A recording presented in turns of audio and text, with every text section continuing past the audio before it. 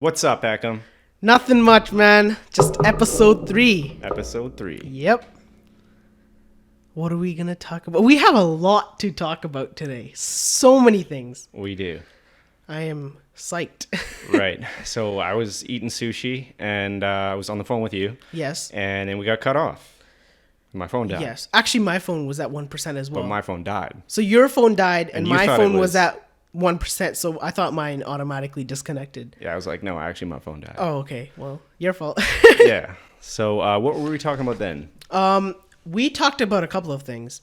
Number of issues, actually. The education system. We talked about religion, but I kind of cut you off that day.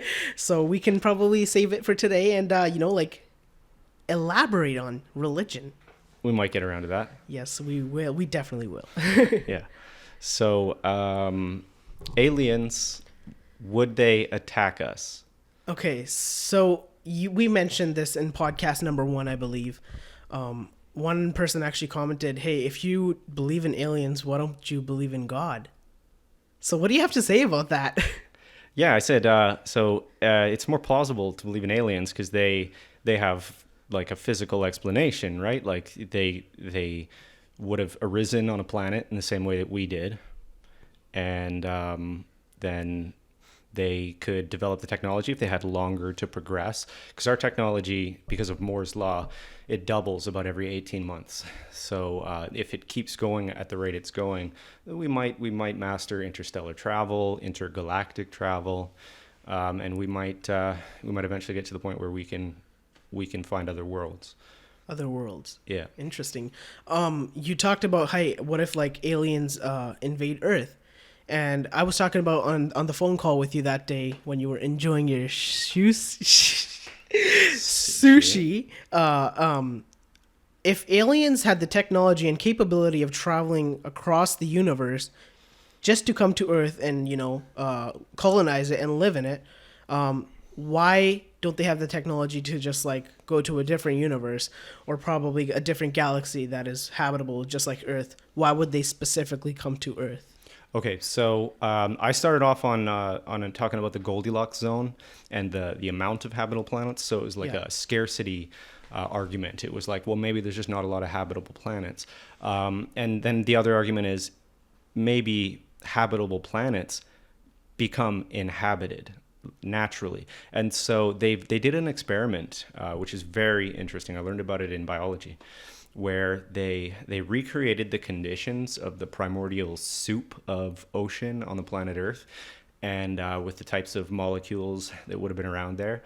And what they found was that organic molecule from the essential elements, organic molecules formed for purely physical reasons. So you've got carbon atoms bonding to each other, forming helical structures and forming organic molecules. So it's really interesting. They do it because they are a tetrahedron. And a tetrahedron is the simplest shape possible. A tetrahedron is 4 triangles.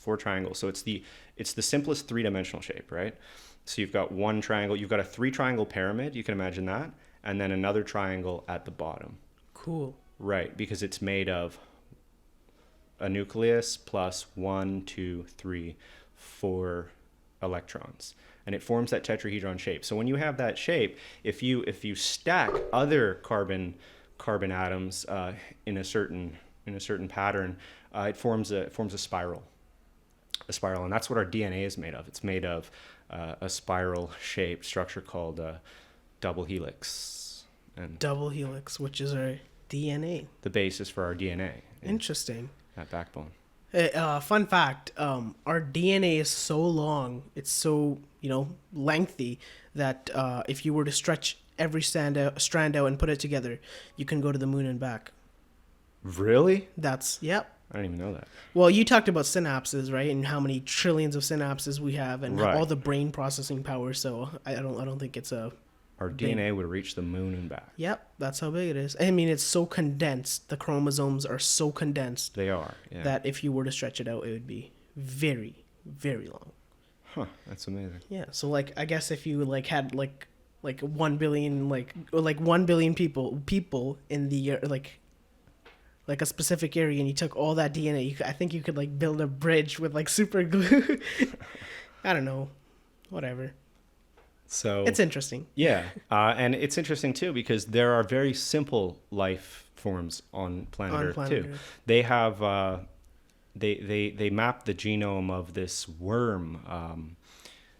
I know what you're talking about. Yeah, right. It's this worm. I think has only about 1,000 cells in its body, and so they because they're studying psychology. They're studying the psychology of the worm. Like it has a mind, right? But it's very very simple, and so its DNA is much more simple as well. That's Probably wouldn't interesting. reach the moon and back. Yeah. Back to the topic of aliens, and you said that there's only specific habitable planets in the universe, in the galaxy. I don't think that's true, because you said that there's a specific radius or a radius between the Earth or Sun, Yeah, and that's like the Goldilocks zone. yeah, the Goldilocks zone. So that's where the aliens can actually live, where it's like not too hot or too cold. But we don't know if aliens can withstand hot temperatures or cold temperatures. We don't know where they live right now. They could be living on Neptune, for God's sakes, right? Because we don't know how they are. We don't know what their body is made out of. We don't know what type of things or materials they may have. We have certain resources like titanium or certain thermal or materials like that. But we don't know what aliens have. Like aliens could have like materials that we don't even know of. Yeah, or they could be based on something other than carbon. There could be forms of life that we can't imagine just because Exactly. we've never seen it before. So they could definitely potentially inhabit other environments. Cool. So that brings me back to the topic, why specifically Earth? Yeah, so imagine they are carbon-based life forms that require the Goldilocks zone like we do in order to thrive. So and imagine there's not a lot of planets like that, and the ones that do exist, life springs up. So if they do require a Goldilocks planet, they find ours. Maybe they got a time limit too, right? Like maybe they're oxygen breathing. They have a certain amount of life support, and they find our planet and they need it.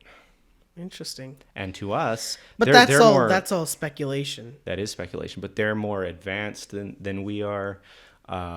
To what if them, they are not advanced? They have no relationship to us. Just think about the way that humans treated the natives of the cultures that they Exactly. discovered. Very, very harsh. Right. They treated them. They called them savages. They just in some They cases took away their genocide. Indian status. They took so many things away from them. They tortured them. They sexually abused them. Right. They kicked them off their land. Exactly. Yeah. And they didn't even have basic things such as like toiletries or sanitation or even electricity, and still they don't. Some reserves don't have that. It's very interesting. Very sad as well. What have you heard about that? You mentioned you wanted to talk about Aboriginal. Well, issues. I lived in Prince Rupert. I mentioned this so many times, but I lived in Prince Rupert. They're like the Aboriginal people there were, they weren't poor or anything. It wasn't poverty or anything like that. But many of them were on welfare, and I don't want to disrespect them because I do respect them. They did allow us and culturally accept us on their land. But specific reserves, across British Columbia, across Canada, are not funded, and they're just being like treated like a separate like sector, which is like the low caste. And basically, it's just secluded into this land. You got this land. Take it. We're not going to help you. That's pretty much it. They have to put their their toilet in like one. They actually have only one toilet in the area. All the manure, all that stuff goes into one like road in the middle of the road, and then they burn it, and then it's just horrible. Are they considered Canadian citizens? They are considered Canadian citizens, but I think in like a couple years ago, the government said that we'll take your Indian status away. if you want to become a citizen of Canada. Wow, really? Okay, Yeah. so does that mean that many of them are not? If they have Indian status, they're not Well, considered that was Canadian? before, but you know, if they had their Indian status, they would get cuts from like taxes and stuff like that, right? Yeah. But nowadays, what it is if you want to be a Canadian citizen, then you have to give up your Indian status. But that's not the case anymore, but it was. So it's very sad that some people had to do that. They got this card, Indian status card, and it was stripped away from them if they wanted the Canadian vote. Yeah, interesting.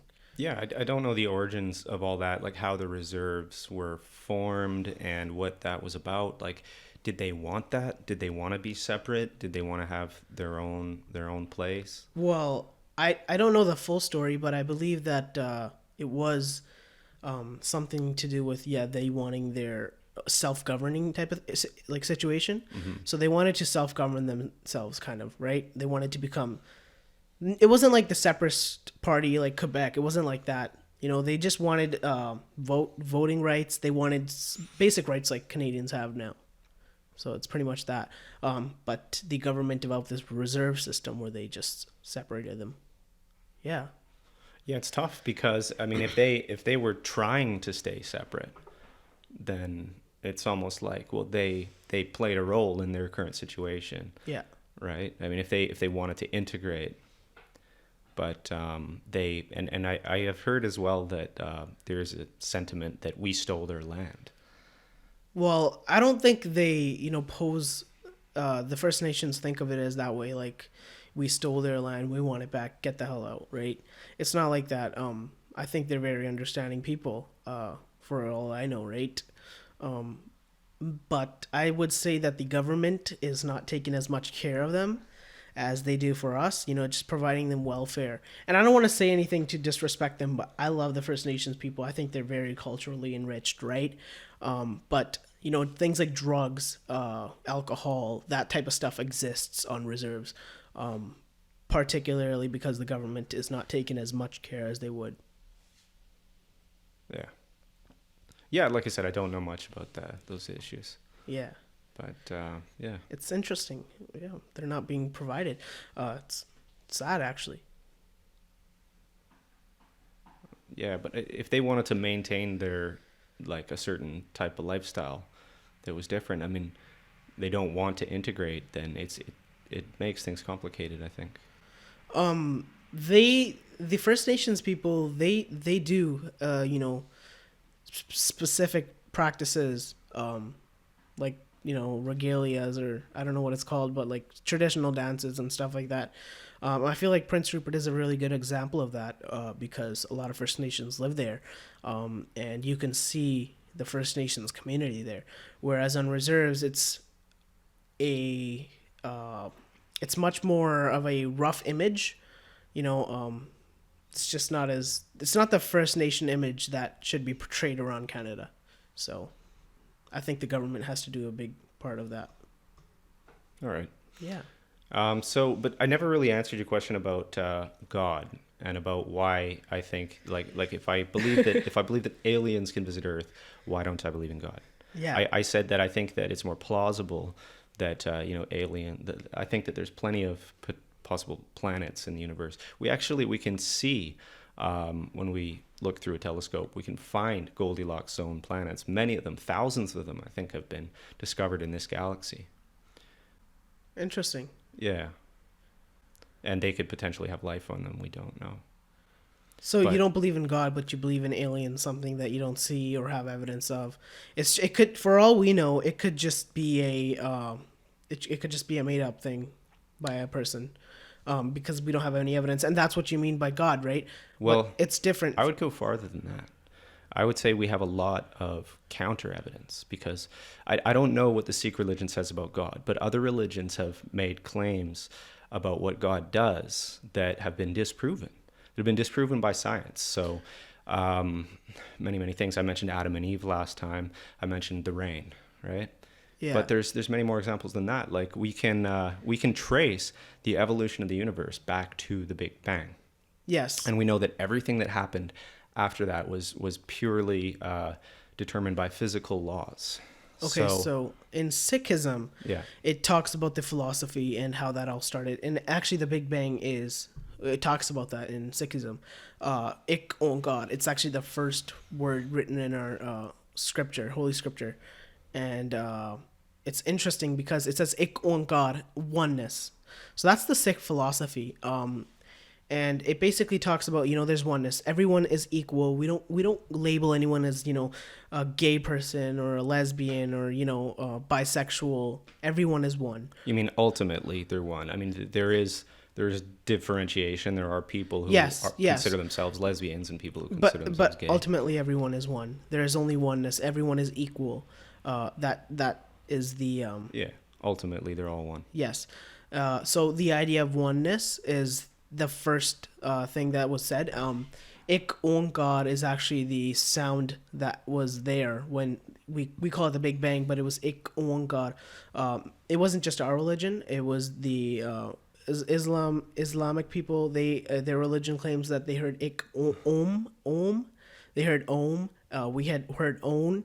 Ik on God. The Hindus say Om as well. Yeah, yeah.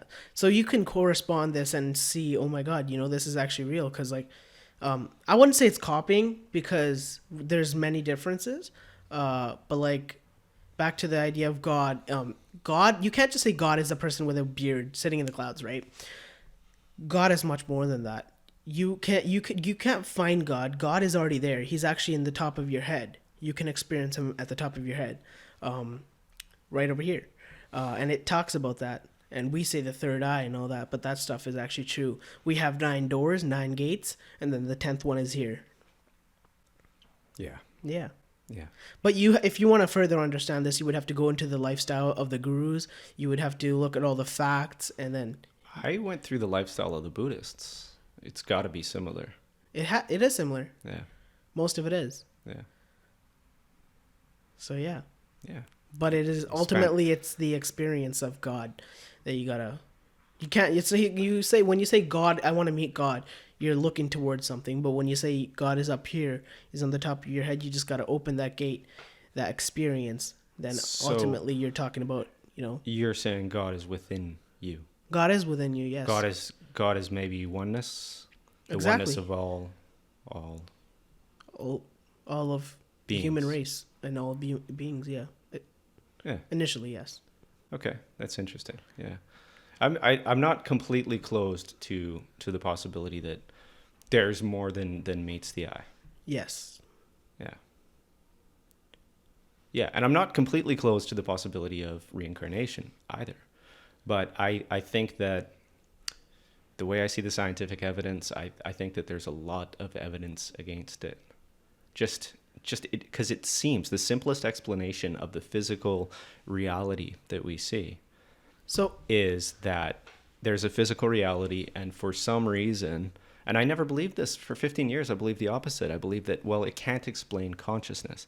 It can't explain you and me. Why, if it's a physical universe, where does consciousness come from? How is consciousness a physical thing? It didn't make sense to me, right? Why is there awareness? Awareness. Yeah, Awareness of God? No, awareness of anything. Awareness of this microphone, of the sights that we see, sound, smells, taste, touches. Why is there something receiving these sense messages, impressions? Yeah. sense impressions. Well, before I get to that, there's a circle, and that we call that the circle of reincarnation. So we're continually going through this circle, but essentially we came from that the one God, and there's many names for God, Allah, all that stuff. But essentially, we came from that one Ekamprit, which is the one God. And what we have to do is we got to return back to Him. This is like a test. Like, it's pretty sensible. Like, you can just think about it. We were born, and then we lived a life. And then we are judged by that life when we die, and then we're put back into the cycle of reincarnation. And then the only way to get to God is the through road, which is through meditation and opening that one gate. What's the evidence that reincarnation occurs? What's the evidence that? Because here's what I'm saying. It looks like we have this brain that produces our mind. That's what it looks like, because every different animal has a different kind of mind based on its brain, right? Well, you gotta kill the mind. When the body gets tired, we go to sleep and the mind disappears. So it seems like Exactly. brain tired, mind disappears. If the mind was something that was separate, so that's the thing. It's this duality. Exactly. So that proves my point. What we believe in is that you got to kill the mind, because the mind is attached to the Maya, and the Maya is the materialistic world. This world has become materialistic. Actually, God sent us with materialistic things. God sent us with a life, right? Style. But what happens is when you live this life, you have 5 things that come with you. And what it's called God takes over you, the Panchadut. It takes over your lifestyle. What happens is when you get taken over, you become, one with this world, and that's all you believe in. So what happens is that you got to detach yourself, and the only way to detach yourself is to kill the mind, is what essentially the term we use. You got to kill the mind. And when you say that what's separate from the mind? If you're killing the mind, what's separate from the mind? The experience. But is the experience not the mind? No, because the mind has been attached to the world. Yeah. So like I used to have these same arguments So like and whatnot, but if you need something, that's your mind telling you that you need something, correct? Right, but what exists separate from that? What exists separate from the material and the mind? God. How do you where do you get that? Like where is God? Because you got to kill the mind to understand that. You can't just understand it without killing the mind. You got to at least start slowing down that process of becoming attached to the Maya, and you got to detach yourself. So what is this realization? What is it? Knowledge? Can you speak it? What is it? What is the realization when you kill the mind? The realization is the realization is the realization that you forgot when you came into this world. Or maybe your brain just wasn't developed enough, so you don't have any memory of it. Well, essentially, we do not have memory of it, but there are people who have remembered their past lives, and you're just saying, well, that could just be a fallacy. Those are anecdotes, and they could just be fallacies, just be, right? Well, I don't agree with that, because the world is we don't even know our own human mind yet. Like, can you identify yourself without your name, other than your attributes, your personality? Can you identify yourself? I've heard all about it. I've meditated for well over 10,000 hours. That's when you master something, is when you do it for 10,000 hours. No, there is no time. Because 10,000 Earth hours, human hours. But I've done 10,000 hours of looking at my own mind in order to understand. And you can't say I, because see what's the there. I is egoistic. That means you're still connected to the materialistic world. Like, you can't just say, hey, I've done this. I've put in 10,000 hours. You can't do that. Like, you're still attached to the world then. Well, this body, this person sitting before you, whether whatever you want to call it, did sit for well over 10,000 hours trying to realize the true nature of the mind and the material world. So what conclusions did you come to? I came to the conclusion, finally, that everything that you are is a product of material matter. Except our souls. I don't see a soul. And in fact, in Buddhism, there is no soul. You don't believe in that we have a soul? What is a soul? Okay, put it this way. If you commit a crime, do you feel something guilty? Yes. So then what is that? What's telling you that? A feeling. A feeling. Well, that feeling is your mind telling you that. Because your mind convinced you somehow that I need to do this. And then you did it. But then your mind's telling you that I feel guilty now. So do you see how your mind's circulating? It can't tell you the truth. You're living in a perpetual cycle of false information. Right. And you're you're relaying that because you can't find the truth. Essentially, if you even obtain the world's highest pleasures, you got the richest people, you got you're friends with the richest people, you are the richest people, you're the 1%. You're the hierarchy, dude. You will never feel that pleasure that God will give you. You'll feel like I'm missing out on something, dude. You'll miss out on it.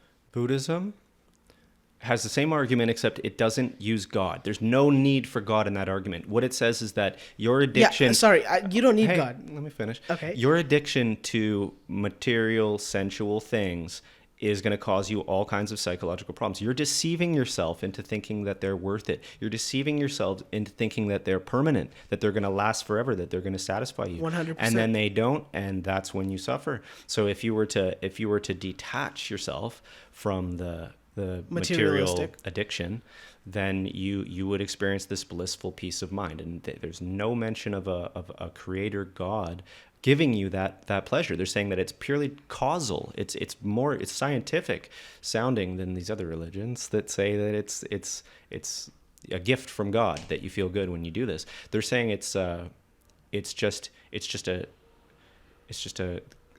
what do you call it? The effect. It's the effect of detaching yourself is that you feel good, you feel well, you feel whole, you feel incomplete when you feel like you need things from the world to satisfy you. So that's a step. That's like a step closer then to the experience, is what I'm saying. It's like they're correct. I 100% believe in what you just said, 1,000% actually. But that's a step closer to essentially God. Like I wouldn't say we're not trying. Like Sikhism is not about converting people. It's about giving them the knowledge about what we are, what we believe in, and then the lifestyle that you can achieve, right? But what you just talked about is 100% true. But I would say that's a step closer to God. Okay. Because like materialistic detachment is just a step. What you got to do after that is start meditating so you can like still hold that. You know what I'm saying? Hold that status of you not being connected to the materialistic world. Sure, but if you want to simplify that, what we're talking about here is finding contentment within yourself, not relying on external things. 100%. Then you can experience a sense of wholeness, of oneness, That's whatever you want to call it. Okay, but that's something. If atheism is true, if you have a planet where molecules get together and then they start to form into these things that replicate themselves, and then eventually they build up into cells, single-celled organisms, and then eventually they become multicellular organisms and develop brains, and then all of a sudden they become self-aware, which we can see is what happened, right? You've got unconscious life forms on the planet right now. You've got plants out there that probably don't have a mind. They're just material things living, right? But then at some point in the complexity, the building of complexity from non-complexity, a single-celled organism is a non-complex thing, an inanimate object. But yeah, okay. Matter, like lifeless matter, which happens to start replicating itself like DNA, right? Builds slowly, gradually over billions of years into something so complex as a housefly. And the housefly, all of a sudden, consciousness arises within the complexity, right? You've got, all of a sudden it becomes aware somehow. There's this weird looping thing that's going on, and it's sensing its environment. Like things can sense their environment without being conscious, right? You've got heat-seeking missiles. You've got there's a bunch of examples that are given in Richard Dawkins' book, The Selfish Gene, which is where I'm actually getting a lot of this from, of unconscious things that appear to be doing something that only a conscious thing could do. And then there's other books too. Julian Jaynes on the origin of consciousness, right? And the bicameral mind. And he's talking about how it was complexity, and then this division of the brain into two lobes and all these things and this interplay, this weird thing that makes consciousness come into existence. I don't understand it. I think consciousness is a mystery, but exactly, no one can explain consciousness. Yeah. It's the mystery that we can't just solve. Exactly. But that doesn't mean that's what I call the God of the gaps, right? The God of the gaps. Whenever we have a gap in our understanding of a thing, we fill it with God. We say, well, consciousness exists because of God, but that might not be the case. It might exist because of matter, and all the scientific investigation that we do does seem to point towards that the base of all this, the base of our existence, is material, is physical. Okay, what's that sound? I think that's a vacuum.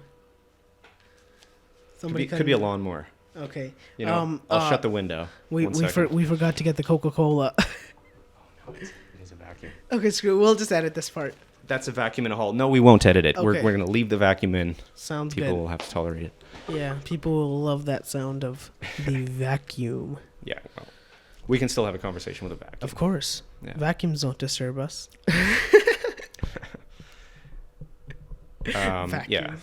All right. Okay, Yeah. So you were talking about the consciousness. What science does is it eliminates non-physical explanations of things, and it seems to me it's done that all the way back to the Big Bang. Okay. So, where do you need God in that for? You've got physicality, and you've got life arising and becoming conscious. Yeah.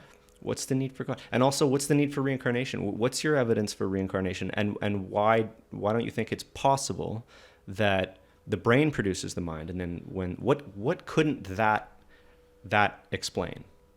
So, Okay, if it's brain producing mind, what have you experienced in your life that theory can't explain? Because that, by the way, is the theory held by virtually all neuroscientists, a very large proportion of scientists. They've done surveys. All right. First of all, Yeah. the scientific thing. I was just looking up on that today. I believe that God created science, right? He created this thing, this system, which leads us to, live, and the reproductive system, the food chain, all of that stuff. You mean created the material? The material, yes. Right, but if you can see deterministic evolution of the material to leading to us, like without any hand of a conscious being involved, you can see that. You can see that everything happened for physical reasons. So why do you need a God? Why do you need God in there? It's like, and maybe you don't understand physics well enough to get my argument. My argument is that there's no need for a God. Like Stephen Hawking has said that. Many scientists have said that. Okay, all right. Yeah. So science is just what do you interpret science as? Like, well, science is a method of observing and taking those observations and determining the causes of things. Science is about causality, cause and effect. So because of these conditions, these factors, and this happening, something else happens. And so science can determine what the causes of things are. We know that the cause of the origin of life is this process of evolution back to single-celled organisms in an ocean. All right. So science is understood by who? Humans, right? Right. And humans are the ones who make the determinations that this is that because of this, right? No, we observe. We observe and we test. We carefully test through experimental methods, which are sound, which are solid. So they must be repeated in different, they must be repeated to ensure that to ensure that we were right with our predictions. And when our predictions come true, we can determine that there's very little have you heard of chance this? that it's Have you heard of this? I don't know the full quote, but science, a test can never be 100% accurate. Have you heard of that one? Okay, but if it sounds to me like you need to actually like understand how much science is how involved. Far it has come. Involved. Yes, I understand. that. What a scientific literature is, how to review it, how to determine what theories are the most likely, right? Yeah. And there are some theories that are so strong. That's why they're called theories, because we don't say anything is 100% in science. Yeah. But they're so strong, like evolution, for example. Yeah, it's so strong that it proves a point. We call it evolutionary theory, and people who don't understand what that means, what a theory is, and how strong theories can be, that's deceiving to them because they don't think that we know that evolution occurred. We do. And so Evolution what did my occur, yes. right, but that all of these things, like there's no need for God in the entire process of the universe back to the Big Bang. So you can say that before that there was a God who had a thought in his mind. He thought, I think that it would be great if there was a universe, and that's why the Big Bang occurred. We don't know what happened before it or why, but we do know that everything that happened after that happened because of deterministic physical causes. Interesting. I have a lot to say about that, but then that, like, well, God says that, you know, it's like magic, you know. You can ask if you do, let's say, like, have the experience of, you know, the oneness. It says in our scripture that he is the unseen of unseen, and that no one knows how he did it, or, you know, the way he did it. So you will never find that out. Okay, but for me, at that point, it becomes irrelevant. That God's existence becomes irrelevant to me because, there was a debate actually between a Buddhist scholar and a guy named Sean Carroll, who is a cosmologist. Yes. And he said that what you seem to be saying, the other guy seems to be saying, seems to him to be the last bastion of anti-Copernicanism. Okay. Copernicus, you know Copernicus? I do not know. What, can you explain that? Yeah, Copernicus was a guy who said that the Earth, I don't want to get this wrong, Galileo was another one. I think Galileo said the world is round. And then Copernicus said that the sun does not go around the Earth goes around the sun. Right? So the Christians said, no, that's not possible. The Earth is the center of the universe. There's no way. Our scriptures say that there's no way. The sun must be going around the Earth, right? And he said, well, just look through my telescope, you know, just look, I can prove it. Which religion and was this? They didn't want to believe it. That was Christianity. Christianity said that the Bible says the Earth is the center of everything. I don't know. I mean, I don't know Christianity, Right. but maybe that was interpreted as Earth is the center of everything. Focus on Earth and not focus on other things. I don't know if I'm interpreting it wrong, but I'm sure that there were many interpretations. No. I'm sure that there was an orthodoxy. No, and then Protestants. But okay, but like, for example, you're saying that the Earth was round, and, you know, he proved them wrong. Galileo proved them wrong. Right. So. And they're saying no because our God said that the Earth is the center of everything, so you must be wrong, right? And then Copernicus proved them wrong, and then science the Enlightenment happened of science. The Enlightenment, it was when the scientific spread out. The age of reason began. So science took over as the governing force on our planet. So interesting. Well, what I have to say to that is Christianity has been only around for like thousands of years, right?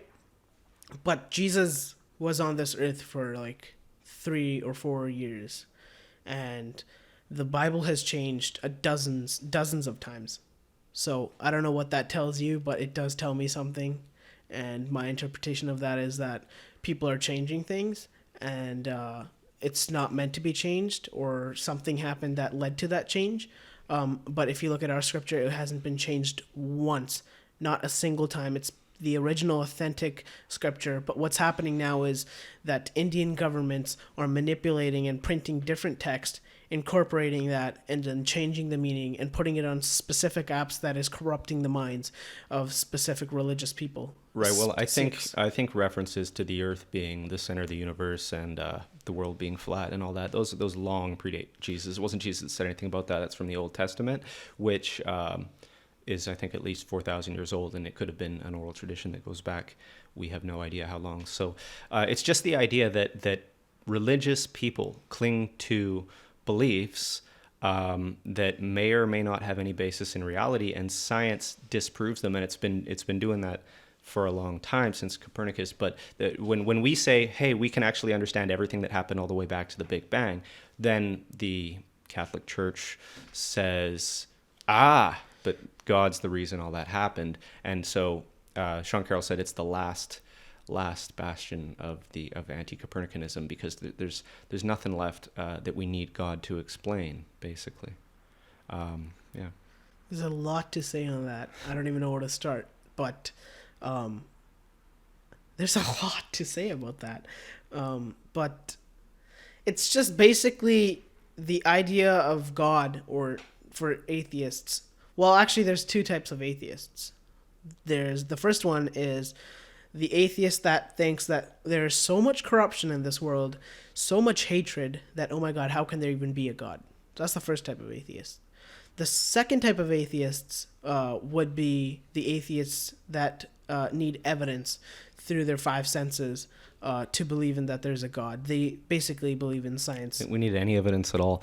But yeah, you're right. There are people who say, who were Christian maybe, and said, "Oh man, there's so much suffering that there's no way that a God would let this happen." Exactly. You're right. There's two different ways of arriving at an atheist standpoint. I think that the second one that you mentioned is the one where you'll find very, very rational and intelligent people ending up, because they look at the actual evidence. They look deeply into science and find that things that used to be explained by this concept of God are now explained by physics. Yeah. Another thing is that you yourself won't be able to find God. It's God's choice. Like I'm not saying it like that, but it's like when God knows that you're an atheist. Like that's what it says in our religious scripture. He knows that you're an atheist, and then he knows that he's in charge of everything. He's in control of everyone. So he knows when he'll bring you to the understanding. So of he God. is an individual. No, it's I don't mean it like that. I would say it's you can't explain. I think he's a very ephemeral concept for you. No, like for me, I can't even explain it because you're saying he knows things and he's in charge. You're putting a paternal figure. You're I know what you putting a mean. paternal figure above you. I know what you mean. I'm just like a person with characteristics. That's what you mean, right? A person with power over you. That's what you mean? No, that's what you mean. Well, I'm trying to explain it to you, so I don't know how to characterize. You're saying he's in charge. Well, I'm just saying that he's the kings of the kings. It's his game that we're in. Right, but what if he doesn't exist? Well, what proof do you have of that? What proof do you have that he does? The experience. What's the experience? That's what you have to experience. I don't believe you. Well, that's the thing. That's the problem that's separating you from me. Not you from me, but you from God, because you don't have that belief or the faith that God exists. Well, I mean, you did, but for 15 years. I was Buddhist, yeah. I Yes. believed in reincarnation. I believed potentially... I mean, oneness... Atheists believe in oneness. We believe that the entire universe and everything in it was in a point smaller than an atom. And then it exploded out and formed everything that you see. But that doesn't mean that your consciousness and my consciousness are one. We're separate, material bodies that are producing consciousness separately. Like mine's being produced over here in this brain, and yours is being produced over there in that brain. Yes, it is. Yeah. I mean, do you ever wonder why you don't wake up in my body? Well, no, I don't wonder that. It's because your brain makes you, and my brain makes me. Well, then we're living in the materialistic world. What if that's all there is? I think that's all there is. You think that the materialistic world is all that there is? I think that material produces consciousness. I think that we are made of material, and that our minds are material. It's been taken over by that.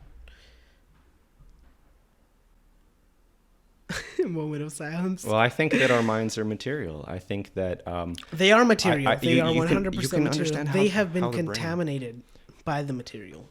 Well, you say that, but what it seems to me actually is that the brain and the way that it works produces the mind. And if you study neuroscience a little bit, you'll see. Like I told you about science can say all they want on material because essentially that's what it is. But it's talking about the materials, talking about hydrogen, carbon, and all that. That's all material.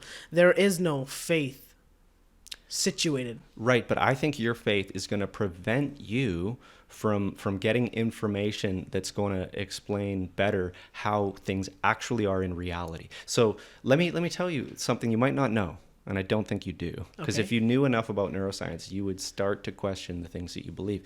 Did you know that if you damage a very certain area of the brain, you will lose your ability to speak? I did know that. Did you know that there's a separate area of your brain that controls your ability to understand other people speaking. And if you damage that area, you You will won't- be able to speak, but you will not be able to understand what other people are Yes, saying. I understand that. Okay, so speech is produced in those areas of the brain, and when they're damaged, there's no more speech. And it's the same in all brains. The reason is because we have evolved brains that are able to develop language. All children learn language in the same way. All children go through the same developmental stages. Our bodies are mapped in our evolved brains. Our brains are evolved for physical reasons. We evolved a map of our own body into the folds and curves of this brain that evolved simultaneously with the actual body, which the more accurate map, those people were actually able to survive and pass on their genes. The less accurate maps, the people who couldn't sense danger, find food, those ones died off. And so over billions of years, Evolution. we have evolved these minds because of our material brains. Well, that's true, but for liberation, there is more to the mind. The 10th gate is essentially what it is. And that's where you become liberated. And I think that's all that needs to be said about that, because we have 9 gates, but then the 10th gate was locked. Like if you were to read Gurbani, you would be able to understand it, because since you haven't read it, you won't be able to understand it. And it does talk about science actually in Guru Granth Sahib. It talks about it. That's part of the reason why NASA actually uses our Holy Scripture to understand space. I kind of doubt that. You got to look into it. I did. I Googled it. I found nothing. Okay. Well, NASA does not use religious texts. Yes, they do actually. They do. They do. 100%. I'm sure they don't. I'm sure maybe a NASA scientist read a text and liked it or something, but there's no way. It's not scientific, so they wouldn't use it. They use the methods of science to do anything to do with NASA's space program. I'm actually searching it up right now. All right. Careful that wire there. Yes, it's messing up the audio. Religion in space, astronauts and cosmonauts. What are cosmonauts? People who probably study the cosmos. Cool.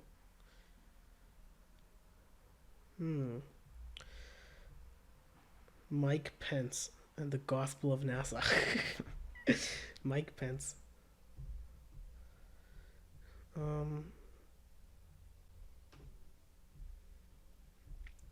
Like if the brain was just a vehicle Yeah. for you and me, if it was just a place where you and I live and our minds, our souls are actually separate from our bodies, why would every brain be the same? Why would it need to have such specialization of function throughout the entire thing? Why wouldn't every brain use form its neurons in completely different patterns? It doesn't. We have all the same function and structure. There is nothing that you and I are doing ever in our lives that we don't know the part of the brain that's responsible for that. We have a motor cortex for our bodily movements, our bodily control. We have a sensory cortex that deals with all of our sensory input. We have, like I said, language centers. We have, So what would you be lot of without those? What would you be without those? What would you be? A disabled human. Yeah, or you'd be a lower life form. A lower life form. But you would still, even animals have the ability to connect with oneness. Do you know that? No, They I do. don't. So are they one when they are? An animal? No. Because they're connected to the material as well. They have to prey on animals. That's what I'm saying. And so they have to. Is an animal one with God when it's catching and ripping apart the flesh? No, like no. a bear who doesn't kill its prey while it eats it, who's eating its guts while it's alive. No, because that's it's in material. Is it connected? That's what I'm God? saying. No, they have the ability, but again, they are connected with the materialistic world because again, they have to get the food. The food is also materialistic, by the way. Yeah. They have to give it to their children. They have the worrying. Fear and worrying is also a big factor in our minds. We have that. Everyone is born with it. You told us it's actually intimate, right? Yeah. Emotion Emotion is innate. another thing that is the same in every brain. We have evolved emotions, and the emotions exist so that we survive. If we didn't have the emotions we did, we wouldn't fear danger. We wouldn't escape danger, and we wouldn't be attracted to mates and food. Yeah. Just trying to find that. We wouldn't compete over mates. All these things that our emotions lead us to do, evolution has programmed in us in order to help our species. Okay, continue. so in our these are probably not the correct translations, because even one line of Gurbani can mean 1,000 different things, and you know what that means? That means it's not specific. Well, it's very broad. Because general. Well, no, it can mean a lot of things. The reason is there's actually a lot of reasons, but in Gurbani, what I meant to say is one Bani line can answer 10 of your questions. Mm-hmm. I'll read it. Nietzsche's lines are the same. What's Nietzsche? Friedrich Nietzsche was a philosopher. He packs so much knowledge into sentences. Really? Yeah. He says what you can say in a book, I can say in a single sentence. Okay, so there are netherworlds beneath netherworlds and hundreds of thousands of heavenly worlds above. The Vedas say that you can search and search for all of them until you grow weary. The scriptures say that there are 18,000 words, but in reality, there is only one universe. If you try to write an account of this, you will surely finish yourself before finish writing it. So that's telling you that you will die before you even figure it all out. So that's essentially science. But it isn't saying very much. It's what it is it's a guy saying things that sound nice, that people like to hear, but it doesn't necessarily mean it's true. This is the truth. How do you know? Because it all makes sense. Like, why does it make sense? Does it make sense? What's a lie? What's an outright lie about that? If you try to write, if you try to write an account, you will surely finish yourself before finish writing it. So he's saying that the universe is very complex. Yes. That's nothing an atheist would argue with. Okay, and then we got to keep reading it. Well, actually, there is no argument, because an atheist will believe whatever this says, because Sikhism isn't an argument. It's the truth. Well, it is arguing that there's reincarnation and it God. Is. And an atheist would say that there probably isn't. An atheist, a good, skeptical, scientific-minded atheist, would say maybe there is, but there's a high probability, based on the evidence that we have at hand, that there isn't. That the mind is the brain. The praisers praise the Lord, but they do not obtain an intuitive understanding. The streams and the rivers flowing into the ocean do not know its vastness.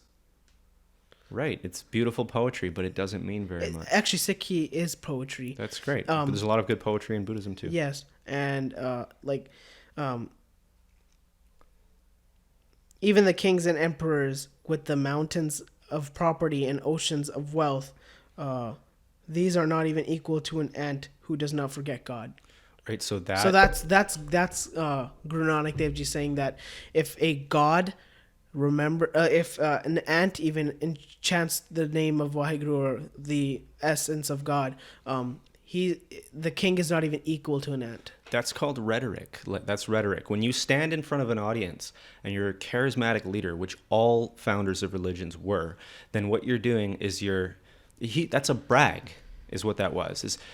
There is nothing that even comes close to the value of this idea system that I'm offering you. Mm-hmm. Right. Yeah, but that's if you have faith. Every religious leader has said that. That's if you have faith. Right, but in God. So what about all the people who believe in other religions because they said the same thing? It doesn't make it true.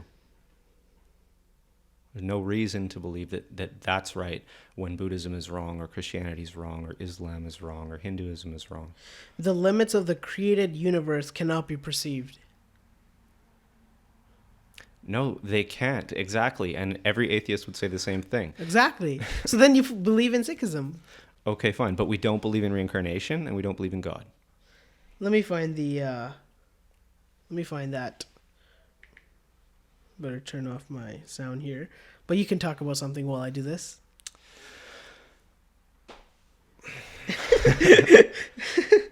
Yeah. I think I made my point. I think you have, but I don't agree with that. So this is a 2-minute video. Do you want to hear it? Sure. As long as we're not going to get pulled off YouTube for it. Well, I guess we won't. Nobody. Oh, shoot. The heck am I connecting to here?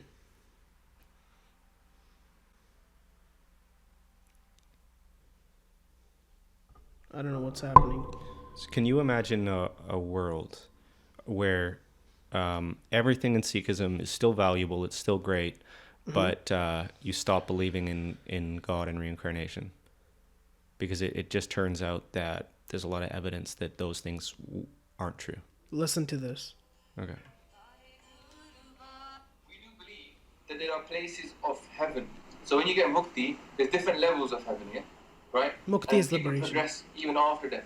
We do believe in that as well. That there is a place where people go to suffer punishment, or call it corrective treatment, or whatever it is, yeah? For what they committed. Like maybe, somebody's a murderer. They will get some kind of hell, yeah? But it's not eternal. We don't believe that Maharaj is like so, they are inside them. They always give some compassion. They give someone a second chance. So it's not eternal hell, yeah? But heaven is eternal in that sense, yeah? But hell is not eternal. Now, in terms of reincarnation, a lot of the Western world, Sangaji, you're going to find is true. When you tell the Western world you believe in reincarnation, they will say that's just crazy. You can't believe that. Now, the first question is this. If Waheguru, God, is all-powerful, then God could make a system that looked like this. Reincarnation. Couldn't see it, but it existed. Many, many people have proven that people have remembered past life. Only now in the Western world people start criticizing this. Before, the word transmigration of the soul is a common English word. Many people talked about this person, was that person come back. They believe in the soul should transmigrate. So this is not just a common thing among the Indians. It's a common thing all over the world. People believe in reincarnation. The only thing is that they don't quite understand how the soul can transfer. Now, it's not for us to understand the system. It's like an iPhone. I mean, this phone. It's not an iPhone anyway, but I don't understand how this phone works. But the phone works, and because somebody made it, who's cleverer than me. So in the same way, the system works, reincarnation works, but I don't understand it. That's all rhetoric. That guy has no evidence. He says that people remember their past lives and they have proof. I saw some evidence of that. I saw Ian Stevenson's stuff. Ian Stevenson was a researcher from the University of Virginia who talked to children who claimed to remember their past lives. He investigated their claims. Sometimes he would actually find a person who matched their story, or sometimes they would even find them, yada, yada, yada. But it's like my friend, Matt Berkowitz, picked apart all that. He said that's confirmation bias. There's an infinite amount of people like who can fit certain descriptions. You're just describing. There have been news stories of a child who is murdered, and he knew that he was buried in a specific area, and when he was right after, he didn't even go into the cycle of reincarnation for some reason, I don't know, but he claimed that, hey, I was killed there, and they dug up the stuff and they found it, and it was a huge news story, and they found his the murder weapon, and he explained how it happened. Okay. And it was a child who was like 4 years old, so how can a child come up with a story like that? Yeah, well, I'll look into that one. Yeah. I don't think that it's probably good evidence, but we'll see. I mean, what evidence do you need? Like, it's a 4 or 5 year old child giving evidence that he was there on that earth, and this is where he got killed by that specific thing. Before even, it's actually on tape. He even told them the murder weapon before he was even dug up, and then he actually took him to that spot, and then there was a huge police investigation. Yeah, it's possible he even took him to the murder that killed him. What's that on? It's I think there was multiple news stories. There was many news channels that covered it. Where was that? Just search it up on the internet. What country? I believe, I don't know, I think it was United States or maybe some other country up. That would be a big news story if there was proof of reincarnation. That was a big story, but the media is fake and they hide everything, like We'll you see. saw on Out of Shadows. We'll see. Oh yeah, we have I'll to look talk at the about Out evidence. of Shadows as well. Yes, we do. But yeah, I guess it all comes back to the idea of faith. Out of Shadows does? No, religion. Well, Out of Shadows, that was interesting. Yeah, and I'll speak in criticism of faith, and then I'll speak in praise of faith. I don't want to be completely Ignorant of it. contrarian today. Okay. Like, I don't want to disagree with everything that you say, right? I've said before that I think that Yeah. there are lots of great things in religion. There's lots of great things in Buddhism. I'm sure there's lots of great things in Sikhism. You told me those 3 Yeah. rules. I agree with those. I think He that gave an example in that video. every atheist should live by those. He gave an example of, I have an iPhone and it works, but let's say I don't know how it works. That's kind of an example. If you can some sort of like agree to it, it works, but then you just don't know. Yeah, how. but people don't agree on whether or not there's reincarnation. We don't agree on that.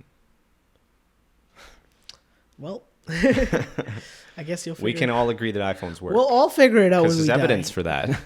We'll all figure out when we die. We'll be judged by the court. Well, actually, if reincarnation is true, then no, we won't. Do you ever notice that? And so that's Ian Stevenson's thing, is he said, well, some kids claim they do remember the past lives. Most don't. So you actually won't remember, probably, right? My son is experiencing everything for the first time. I'm sure of that. That's one of the pieces of evidence that I have in my life that points towards there's no reincarnation. There's no way that he would be so fascinated by cars and planes if he had experienced them for everything. lifetime after lifetime. You forget it. It's God erases that. That's convenient. Yeah. Well. I believed all the same stuff. What would be the fun in the game then? What would be like? Okay, so like if you remember your past lives, then it's Okay. easy. Everyone would believe in God. Yeah. If that was taken away from you, then the true challenge is how are you going to find that oneness when you're connected to the materialistic world? And why it's so fascinating to us is because it is the first time technically, because our brain doesn't, like, people have forgotten all their memory. Like, how does short-term memory loss, if it's possible in this world right now, then it's possible for God to do that. Like, you know what I'm saying? Yeah, I'm just saying if he had had this impression for an entire lifetime of cars, I can think there would be some carryover of like a non-fascination with it, as if it's a brand new thing never experienced before. Yeah. It seems to me like what my son is a new person. That's what it Into seems this like world. to me. A new person altogether. Just a new thing. New consciousness, new brain, new being. But you don't know the soul. Because the soul has all the writing in it. Like, he won't even remember his soul. I'm not just your son in general, but like even me.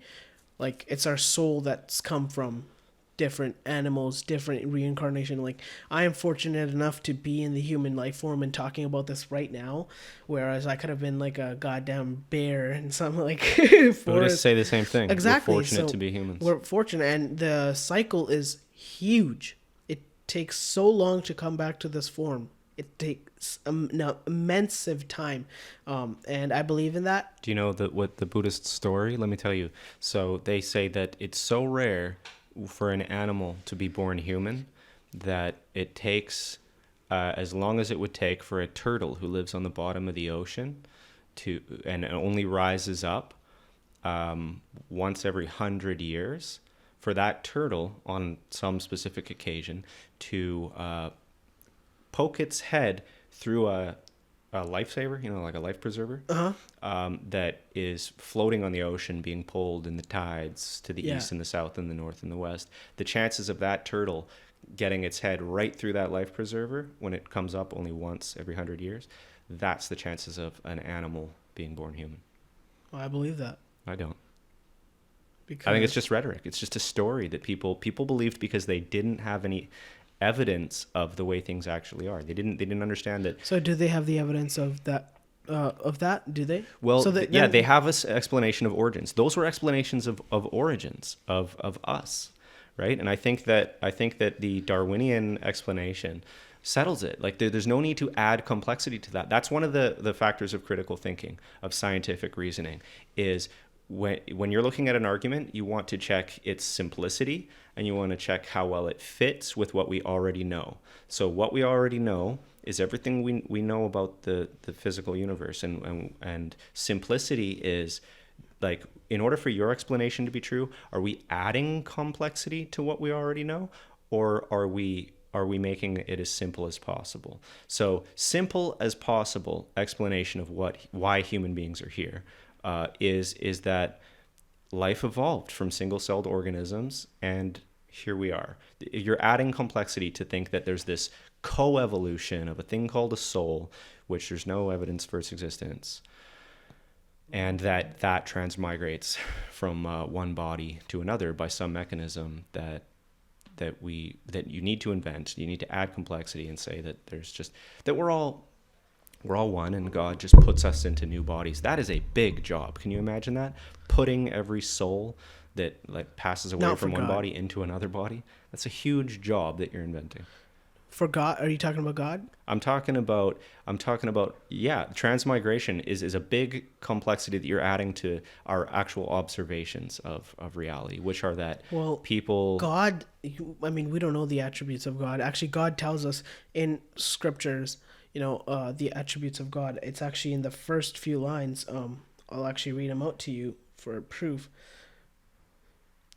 Okay, so... one universal creator, which is God. The name is truth. Creative being personified. No fear, no hatred. Image of the undying, beyond birth. He's beyond birth, self-existent by the Guru's grace. True in the primal beginning. True throughout the ages. True here and now. And forever true. By thinking, he cannot be reduced to thought, even by thinking hundreds of thousands of times. By remaining silent, inner silence is not obtained. Sorry, that my screen is cracked. A bus ran over it like really badly, and I can't even read it. Even by remaining lovingly absorbed deep within. The hunger of the hungry is not appeased, even by piling up loads of worldly goods. I think I've passed the first few, sorry. I want to switch gears here. But before we do that, yeah. Like God's, what do you call that? God's character, no, God's traits are listed in the first few lines. And of that? What were the traits? Can you remind me? List them for me. Okay, sorry. What are his traits? Because I think he doesn't exist. And we have no evidence that he has any traits whatsoever. So what are his traits? Okay, so he's the one universal creator of God. The name is a universal creator. Okay, the truth creative being is personified. He has no fear, no hatred, image of the undying, beyond birth. No hate. He's self-existent by the Guru's grace. Self-existent. Sorry, I'm... Okay, so that's enough. Enough. There's a lot, like... Actually, yeah, it's all poetry. The entire Guru Granth Sahib is so listed. We, because before... what we had a world. We had a whole world full of trees and colors and shapes and materials and food. There's food growing there, tastes, this explosion of, taste and sights and smells and touches, right? And we had no explanation of where it came from. Exactly. We had no explanation, right? So we said, God made it. Yeah. God made it. But science has now shown that actually physical processes made everything in the entire visible universe, which is unbelievably vast. And we can trace all that back to a single point in space, so small that it's smaller than any atom in existence today. So if you still want to talk about God making something, you have to say, well, he made that point with all that matter in it, and then he set the physical laws. That's the last thing that you have to cling to say that God explains, because we don't need anything anymore. We have physical processes to explain the entire universe and its entire evolution. So what if that was put in place by God? Right, but that's the last thing that you have to cling to say that God did. Other than that, we don't need him. We don't need him anymore. I mean, well, technically, that's unfair for you to say that because, like, if you look at when we talked about guilt and all that, right, and conscious, we can't even explain consciousness yet right now. Right, consciousness is a mystery. It's a mystery. Why does that happen? So you've got these complex atoms and this energy, this electricity, right? And it's super complex. I said trillions of synapses, right? Yes. More synapses in the brain than stars in the entire universe, Exactly. which by the way is a lot. Let me put that into perspective for you. So I read recently 100 billion stars is the estimate of the Milky Way galaxy, the one that we live in. Have you ever looked up in the night sky out in Prince Rupert where there's not a lot of city lights and seen this stream of light going from one end of the sky to the other? Have you ever seen the Milky Way? No, I have not. Okay, well, yes, I have. And it's stunning. It's awe-inspiring. Actually, you can't see it in Prince Rupert. There's a lot of clouds there. Well, there are some clear skies, but if you ever get up into the mountains, if you ever get out camping somewhere where there's no city lights around, you will see this. And our ancestors, human beings, we used to see that and look upon, the celestial it's vast. neighborhood It's vast. With awe. All the time. Now we don't have that anymore. The city lights have ruined that for us. We used to be able to look at the vast expansiveness. Well, pollution and other, variants also have deteriorated that. Right, but especially at night, it's mostly light pollution that Yes. prevents us from seeing. But So- no, I know where you're coming from. Like, atheists and Buddhism and Sikhism, they have some very common beliefs. But those two things you talked about, reincarnation and what else? God. Well, so you don't believe in God at all. Yeah. But you believe in what I just told you. What's that? Well, these attributes. No. What did I say about the attributes? What was the? You forget. What was the first one? Which I don't know what you're talking about. We don't have to go back to it. I think that there's no need for God to have any attributes whatsoever, because physical processes explain the universe. Physical processes created by God. Maybe. But that's the last thing you have to say. Hey, that so God you're at least created. considering it. You can't say that God created the trees. You can't say that God made people. You can't But say you any can't of that s- anymore. Well, how do you know that science is not created by God? Like, you can say that, okay, like, science is a process, right? Not science. You're talking about physical laws. Yeah. Because physical laws are things that we know thanks to science. Science is a method of understanding. We understand physical laws. So you're saying, how do you know that God didn't make the physical laws, right? Yeah. And I'm saying that along with the fact that there's something rather than nothing, those are the two things that left that you can attribute to God that we can't attribute to physics. Exactly. Right. So then those are the two things that you have to find. Sure, but science will get there. Just give it time. Science will get there. Yeah, science will understand why the universe is tuned with the certain physical laws it is, and it will understand maybe why there's something and not nothing. Why physical Why is everything? How can something be things exist? so perfect? Yeah. How can our DNA is written? It has certain, It's so imperfect. You need to study basic biology. One of the things that my atheist biologist teacher, just like all biologists are atheists, likes to pound into his students is that it's so inelegant and imperfect, and you can very easily redesign this stuff better. It all seems to be the result of happy accidents. Everything that we're built up. There's so many things wrong with us. We have bad knees. We got there's so many things wrong with us. Why do we all live like up till 100? That's like we never used to. We lived to about 40. That was medical scientific advances that allowed that. They were technological advances in our healthcare system. They were advances in every sort of sector. Yeah. I 100% believe in that. But why do you think it came to be now, whereas opposed to it wasn't before? Because we had science, and technology advances Because of God. No, it advances because of Moore's law. These are physical. These are people. laws. These are people who found these things. People right? expanding on the technology that they invented. Humans built things. You have to give credit where credit is due. Humans designed all of the technology you see before you using the scientific method. We have science to thank for all the incredible things that we have in our life. Did you know that when Einstein was on his deathbed, he said the nurse asked him, you must have been, I think it was Einstein, or I don't know, I think it was Einstein, 100% probably. Definitely not. It was probably but the nurse asked him, "Wow, I can't believe I'm here standing beside you. You must have had a great life, eh?" And he said, "Not really." And there's evidence. You can look in the archives, like search it up right now. I think it was Einstein or some famous person who developed something immaculate that we have these days. And he said, "I didn't experience God." Oh, I can tell you right now, Einstein didn't say that. And how do you know? Because he was an atheist? This, like, you understand confirmation bias, right? I understand cognitive dissonance. Cognitive dissonance. Yes.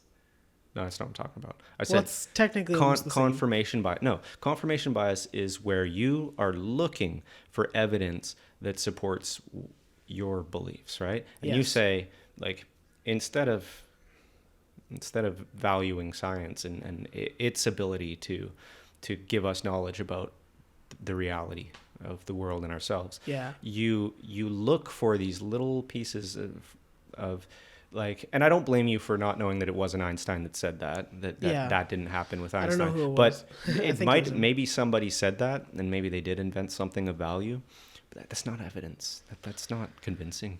But it is somewhat convincing because it was something that told him that he was missing out on something that was much more beyond than what science was, and then something that was much more beyond. Wait, why don't you believe in that there's some sort of extraterrestrial force that can guide you in a better place, a better pleasure? Like, that could exist, and like that could exist. But do you consider the possibility that that there is no God and there's no reincarnation? I do not consider that possibility. Exactly. So that means you're not thinking critically about it. About both sides? Well, you just gave me the evidence. If you have 100%, if you have 100% certainty about it, then that's not critical thinking. You should never have 100% certainty. And you're only looking at the evidence on one side because you're not willing to accept the possibility that there is no reincarnation. Well, and I know where you're coming from. Look at both sides of the stories, but my guru's lifestyles and the way they portray, like, live their life, provides me with the sufficient evidence that there is a force that's beyond us, that is the experience of oneness and becoming liberated. Sure. And what if that all that is real and is possible and is valuable? Well, even if let's there is consider no reincarnation. Let's consider that. Let's Okay. consider that your religion, the fact that you have these temples that you go to, Sounds these good. relationships with people that have a feeling of unity with you. Yep. Imagine that's all valuable and good, but you But just there's found no out that there's no reincarnation. Reincarnation. Okay. Well, if there is no reincarnation, then where's the justice system of the crimes that you committed on Earth? What are, like, the things, like the bad things that you've done? Okay. Where would those go? When you die. When you die. What if now, What if you I'm just- saying is just open your mind to the possibility. What if there is none? There is no afterlife? There's no justice after life. So you're just saying that you're going to die. I'm saying All the information that you've carried in this lifetime. can everything- you be open to that possibility? I think- even I think I can. knowing the value of your entire religion. Yes, I know the value of my religion, and I know where you're coming from. Considering that there is nothing after this, that we're just Yeah. bunch of humans with intelligence that That has politics and all these materialistic things, but no, I just can't open myself to it. You said yes a second ago. Well, because I was For a second there. I was like, okay, so if I do consider it, Yeah. I was thinking, in between that we were talking, Yeah. and I was like, if I even do consider it, yeah. I'm just a person on this universe. Imagine And that. Imagine that, yeah. I'm just a person on this universe. But I'm just a person on this universe who did my due diligence and died. But then you don't know everything in this world, do you? You never can. You never can. We are finite beings, right? Exactly. And Finite, like, yeah, when I we are. said that I want to switch gears, I want to start talking about the positive, the potential for wisdom and understanding deep truths about the nature of being and the nature of being we will talk human about that. and humanity and our potential for will. making life good and and how religion is for that and how I think that that's what religion is for. So back to the thing we were talking about, can you consider it? I was thinking about it, and I do not think I would be able to consider it, because that would mean that there's nothing, there's no meaning. There's no meaning. Right. So then if you're an atheist, that means that you believe that there's no meaning to life. There's no meaning so you're here talking to me. Yeah. This podcast is going on. Yeah. But when you die, Yeah. and you don't know when that's going to be, Yeah. there's going to be no you in this world. Right. No you in the galaxy. So No you anywhere. So it's just you and me here right now. That's Yeah. what you believe in. Yeah, and that we're temporary. That we're temporary. Yeah. For that, what? That our But why? consciousness. But why? Exactly. So Exactly. you're realizing that it takes away You meaning. you should know that a philosopher or a what are you again? Psychology. A student? psychologist. You should know that the where, when, and how is very important. So why are we here? Shouldn't just be related to that there is no meaning of us being here, which is how and why it relates back to the idea of God. And I know what you mean, that, hey, we're filling in these gaps because we don't know who God is, and essentially we're just making stuff up. It's an outright lie. It might also be because we require meaning. There's a book Exactly. there's a great book that I've never Require read. meaning. I don't know what it says in it, but it's called Man's Search for Meaning by Viktor Frankl. He's a guy who survived the Holocaust and said that human beings, we need meaning. We need meaning. And that's what exactly. Jordan Peterson said. We should talk about Jordan Peterson We too. we will. We have a couple of hours. Sure. Yeah. So maybe one of the reasons why we need religion is because we need meaning, even though there might not be any of its own accord. Like Okay. if atheism is true, there's no ultimate meaning. You're right, because if we cease to exist, then what was the meaning of it all, right? Exactly. And just like a book, it has an author, right? But before we get into that, just want to take a quick pause here. Okay. Do you want to get some Coca-Cola? I would love to. I think I have some in the fridge. Hopefully. Alrighty, I'll be right back. we do. Yo, this is a good podcast. Yeah, I like it when we We, openly. I know. I like the you get one for yourself. Yeah. Oh shoot, dude, I was gonna fake grab one, but like, shit, man, I need to open. We just need these. Yeah. Dude, the podcast is so good. We gotta edit this part out, but I can't even drink it. I can't. I'm gonna spill it all over your laptop. To be perfectly honest, I don't want to edit this out. This is real, man. This This is life. real. This is how it goes. This is real. Yeah. Okay, so what are we talking about? These microphones are really sensitive. They are. And The table's picking up the table more. Yeah, I know it is. There's a million things that we can do to solve that problem. They have these special things that go around the actual mic that suspend it. And then Shock even this absorb. room, I could hear the echo. It's kind of. Right, it's not that good. We can get that padding stuff. We can get the padding. Also, It's not even that big. we're of a problem. gonna have to change our podcasting situation. My wife's not gonna tolerate leaving every time we want to podcast. Understandable. I should just put this over there. Yeah. Okay. Yeah. Where were we? Religion. Yeah. God. Okay. God. So meaning. Oh my meaning. God. Oh my God. Meaning.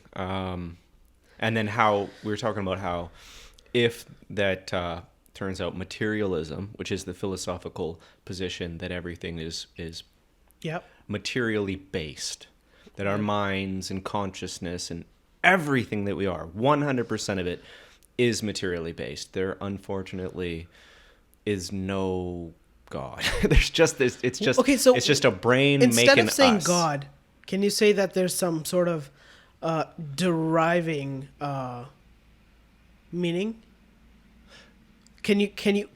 Yeah. Okay, that's where we're going next. Okay, so all right, so yeah, right. Okay. So instead of saying that God is, God, because God I feel is- like when we say God, we say, oh my God, like he's God. We put in he. Yeah, exactly. We're right? making a We're man making a man out of God God. of God. So you know what? This is actually the big problem when we try explaining God, because I don't think it should be called God. It should be, what is the meaning? It's the meaning. It's the it's the truth. We can truth. Okay, so Right? now we have to talk about Jordan Peterson. I mentioned him to you Is before. Jordan Peterson a atheist? No. Remember, I told you that. I mentioned to you that he said in one of his videos, one of his earliest videos, I'm not an atheist anymore. Why He was did he a say that? scientist. He was maybe his family was Christian. I actually don't know that background. But he said, I'm not an atheist anymore. He was a genuine, bona fide scientist. I'm talking about a research scientist. He is, and I with can tell. 131 published scientific psychology papers. So he went through 7 years of grad school in order to become a clinical psychologist, to work with patients with severe clinical disorders like depression and anxiety disorders, obsessive compulsive, whatever, like what do you call it? Phobias, intense fear of certain things, and he would help them overcome this. So you have to go through, in order to be, he's a doctor, right? Yes. Like he is a clinical psychologist. That's the highest mental health professional that can't prescribe drugs, right? You have to actually go through medical school, and you get paid even more if you're going to be prescribing people drugs. But a clinical psychologist is a very high status position, and you have to do incredible scientific training. You have to produce research papers that get published in scientific journals, which is a very, very difficult process. Usually they send it back to you and say, or you get rejected and you can only apply to one at a time. And it's just a very difficult process to do that. And many people only publish one paper in their entire PhD because they're just not great at it. Jordan Peterson is one of those people that was great at it. And so he published many papers. And this is what he said, too. It's a very interesting psychological fact. This is a little side note, is that there are certain people who are highly productive and everybody else isn't. It's called a Pareto distribution. It's not a bell curve. It's not there's people who produce a little and a little more and a little more. There's certain people who are extremely highly productive. So they'll be the people that produce 20 scientific papers during their PhD, which is probably what he did. And then there's people who only produce one, everybody else. And the people who produce 20 are very rare, and the people who produce only one are very common. So Jordan Peterson is a prolific scientific researcher. Interesting. I actually watched one of his videos, actually two of them, or actually three. They are interesting, and I can tell that this guy is educated, very educated. His use of, his articulate words and how he, kind of relays his information in such a, profound way. It's very interesting. So you can tell that this man knows what he's talking about when he speaks. Shit. He's speaking with his full physiology in accordance with what he's saying. Exactly. Yeah. It's very interesting. Mm-hmm. Which video did you watch? I watched The Lion King. I watched the protest ones. You watched because I want to see both sides of the stories, yeah. right? Yeah, okay. Because you can't just make a decision based on his own video. You got to see both sides of the story, right? Okay. So I watched it, and I found out that I had enough sufficient evidence that this guy is legit, and that a bunch of people are envious of him. But yeah, that's true. I watched The Lion King. And it was a psychological analysis of The Lion King. Yeah. And you watched just the first one? Or? I watched the first one and the second one. You watched the second one too? Yes. So what was the second? The first one, it was just the opening scene with the sun rising and all the symbolism. The second one, I didn't watch all of it. Okay. Just watched some of it. But it was the opening, and he talks about, the the why specific things are there. You know, the sun shining on it and how that It's a creates, symbol of it's consciousness and rising. Yeah, awareness and whatnot, and the king, and it talked about the Pride Rock being Pride like Rock. the top of the hierarchy, the apex predator at the top, the Yep. lion, and he's did it talk about the way he was standing proud and Yeah, everything? proud and everything, and that how that shows like power and yeah, and how you can see that he's dangerous. You can see that in his Yeah. eyes. He's severe, but he's also he dangerous can and smile, powerful and person, he's yeah. And did you get into in the second one where they talking about Scar, I did not. the evil brother? Oh man, you got to watch this whole series. It's I do, brilliant stuff. but these Disney assholes are freaking geniuses. Ha! Yeah, see, you were completely against the Disney animators. You thought But, they hey, were propagandizing, I do ruining think- the kids. No, but they are. No, I still don't- agree with that. I don't think I so. still do. at all. I still agree with that. Okay. Um, Not okay. We're fighting about this. Okay. yeah. No, but I definitely disagree with that because I think that the mainstream media is influenced by some higher power that we don't even know of in this world, which is politics. I think even politics are even politics are influenced by some sort of higher power, and I think we don't know what that power is. And I'm probably just speculating right now, but like I think that's true. And then I think Trump is an outsider. I'm not a Trump believer or anything, but I think he's definitely an outsider from that. He is, in a way, but he's also been a billionaire for a long time. Yes, yes. he's in certain clubs. He's just not in the exact club that the Clintons and the Obamas and exactly the establishment.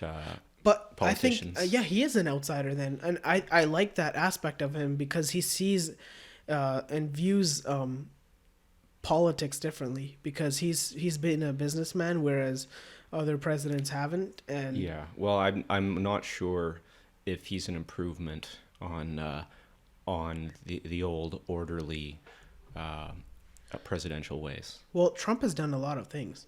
Like, Trump has done more than many presidents, probably double that. Now, you want a list of them? Okay. Well, here. He created over 6 million jobs since the election, over 400,000 manufacturing jobs. Most of these are jobs. Americans are more employed ever than in history, you know. And manufacturing jobs are growing at the fastest rate than over 3 decades, right? New unemployment claims recently, sorry, I can't read that part, but hit a 49-year-old low, and the median household income has hit the highest levels ever recorded. All of these are related to income, and the NATO allies are spending over $69 billion on defense since 2016.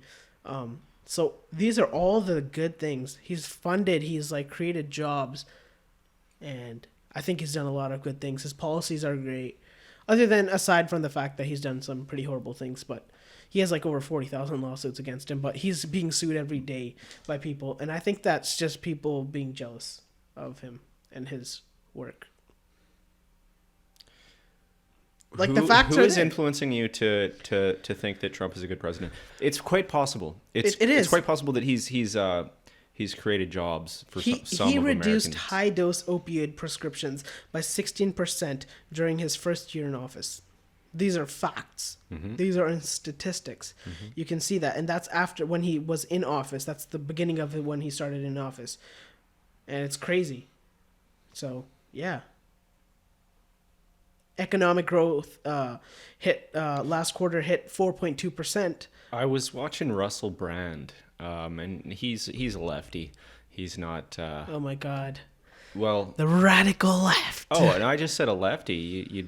You automatically dislike people on the left? Well, I would have to see what they view. I don't really. Well, Yeah. it depends. So. Do you know the difference between left and right? What is the well, the intentions generally? I would of say that people on the left? radical left, or the red. I didn't say the radical left. What's the left? What is the left?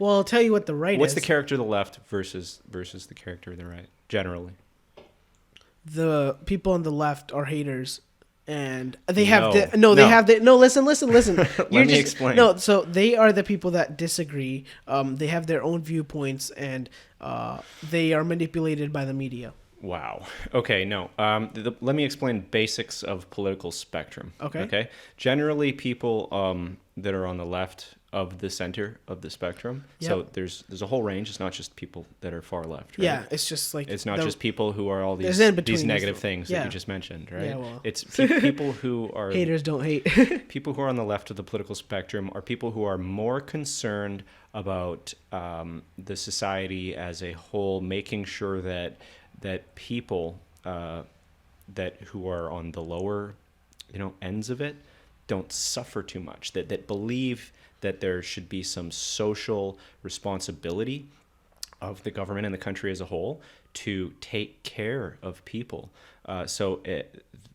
People on the left, they are concerned with issues of things like welfare, and poverty and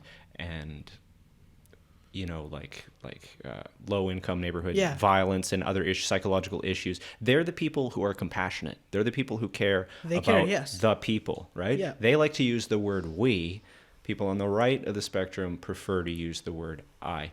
And they're more about, people on the right of the spectrum believe that they believe in economic competition. They believe in capitalism. If the farther right you get, they think that less government intervention is better. So less welfare. People should pull themselves up. Well, by that's their not bootstraps. actually true, because we've seen Trump while he was in office, and I just literally gave you the facts here, the statistics of how much funding he's actually put into these. I'll even read one of them out to you regarding this one. So the African American, the unemployment rate has been the lowest ever recorded since Trump was in office. Right. So, but and I'm not in support of Trump. I don't. I'm saying, I'm though, just saying that he's done many good things while he was in office. He's even done reducing good things. unemployment, though, doesn't mean that you're in support of giving welfare checks to people who don't work. It means that you think that everybody should work, so you're doing everything you can to put them to work. And there's nothing like there's. It's different. It's different perspectives, and they actually say that different personality types fit better on different sides of the political spectrum, and they can, when they measure people's personalities. There's a whole field of psychology called personality psychology, and they measure people's personalities, and people with certain personalities, they're more likely to be conservative and right wing, and there's people.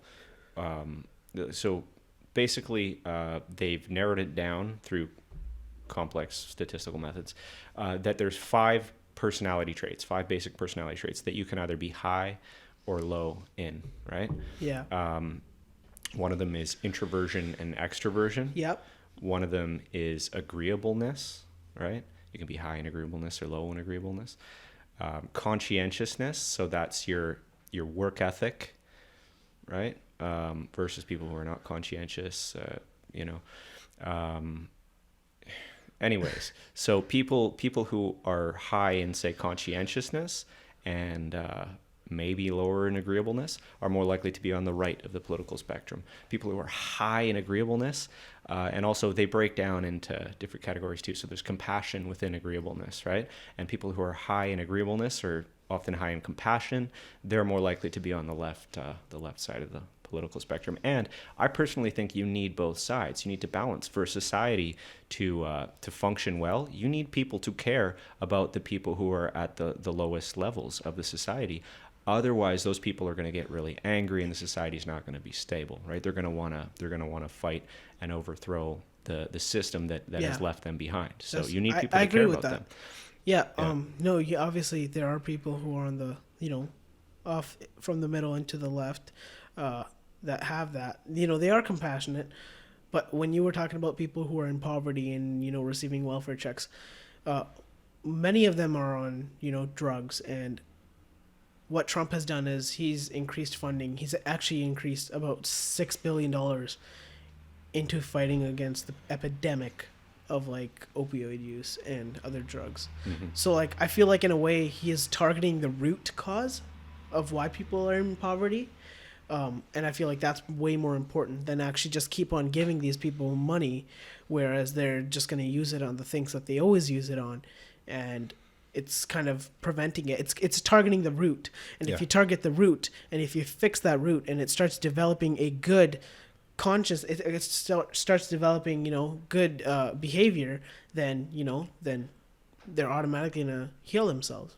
Okay. Yeah. See, I'm not arguing for or against Yeah. left or No, right. I understand and, that. Yeah, I said Trump's a fucking idiot, and I think in many ways he is. But he's also human. We're all human. We have our flaws, all of us, Yes, we and do. it's quite possible he's done good things. I'm not going to say that he hasn't. Interesting. Yeah. Well, it's been an hour and 40 minutes. I love this podcast. It's Right. going great. And we're gonna keep going. So, Yeah. How did we get to Trump? We were going to talk about Jordan Peterson. I wanted to. We talk were talking about the him. left and the right, so, Yeah. But I guess a lot of the media influences the left. We were talking about media influence on Disney. I think that's where we came from. Yes. Yeah. So I think what my belief system is, and not just my belief system, but you can see it. The evidence is there. Disney is like, how many companies Disney owns? Do you know I do that? not. Like, they own many, many companies. Actually, Disney is kind of on the top, whereas all these like Nickelodeon and all that stuff, everything from cartoons to everything that children are watching these days, animation, TV shows, anything, it's all coming from that root, Disney. And if they get to choose the media that we or children see, and it's being unmonitored, and people are like just producing it on a massive scale, then I don't think that should be allowed. I think that's just manipulation and persuasion. Well, yeah. It depends. It depends on what they.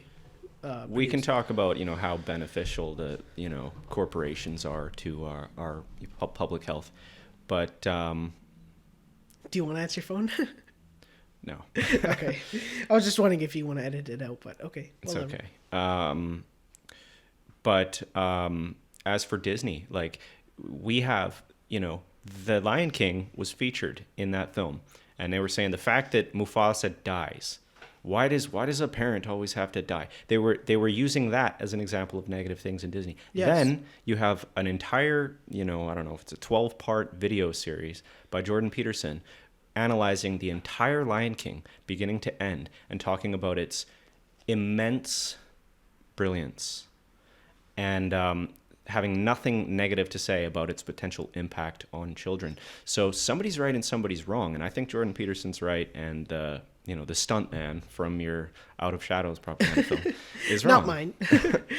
Well, it's the film that you're talking about and backing Well, and standing yes, behind. I am backing it up because obviously it's life, if a parent dies or shoot, my voice system went on. Yeah. But obviously it's life, if a parent, dies, it does scar a child in reality.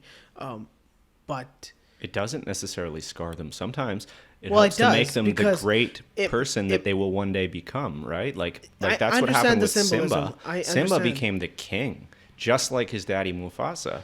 He succeeded and everything went well for him, even though his father died. So Yes. it didn't scar him. It made him great. yeah, but I understand that. But why do they have to showcase that in the media? Because that is life. And if you shelter a kid from life, I understand that. it's a bad thing. It is a bad thing, but it can also be a good thing. I don't think so. No. Like you okay, so nowadays, if you look at games back in the day to what games are now, games are shooting guns. That is not correct. Yeah, like you can look at the difference in what video games have evolved in. Before it was just a Game Boy, just chilling out with your friends. Now it's become a cult of shooting and gang violence and that sort of stuff and all these guns. And I don't think that's just one like corporation what that's doing that. I think it's a multi Have you sector. considered the fact that there may be deeper elements of human nature itself that make them attracted to those games? That it's not the companies It is the with an companies. evil agenda. No, it's people. You know what speaks? The market speaks. The And market is for yes, those games. It does. It does. Just like the smoking industry, people who are, they like smoking. Obviously, the companies are going to be biased. They're not going to tell you, hey, this is bad for you. This is going to kill you. They're not going to tell you that because they want to sell their product. And that's what the organizations are doing. They don't care about you. They just want you to buy their product so they can make the money. You buy their games and you buy the next series that come out. That's what it is. They're not going to necessarily, you don't know their agenda. That's exactly what it is. It's persuasion.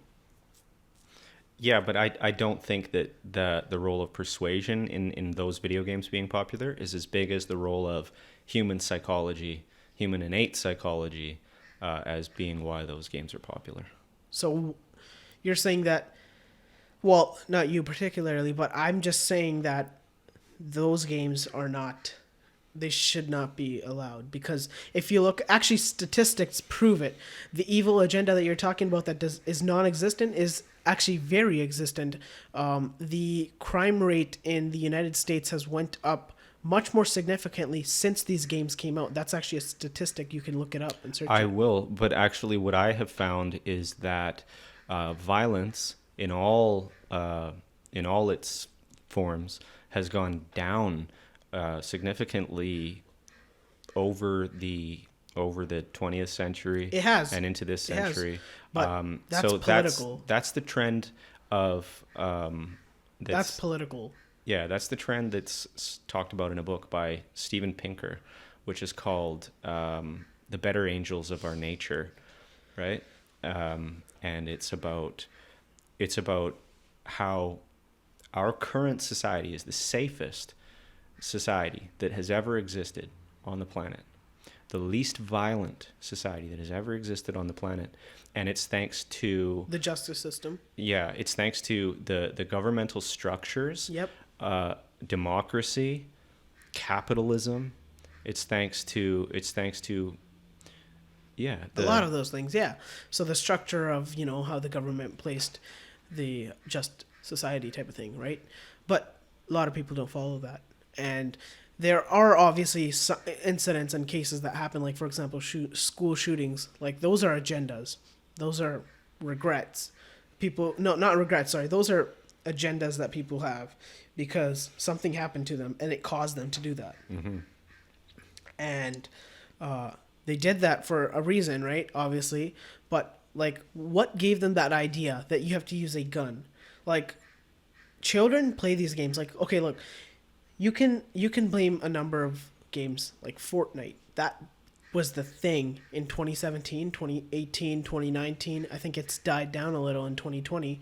But that game, every day, and it was including me, I played this game, so that's how I know, because I'm relating my experience to it. My parents would tell me, don't play that game. It's a bad influence on you.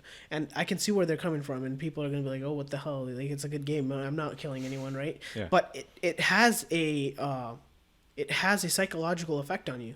And you should know this, right? Because you do psychology. I do study psychology and Yeah. have a lot to say about this.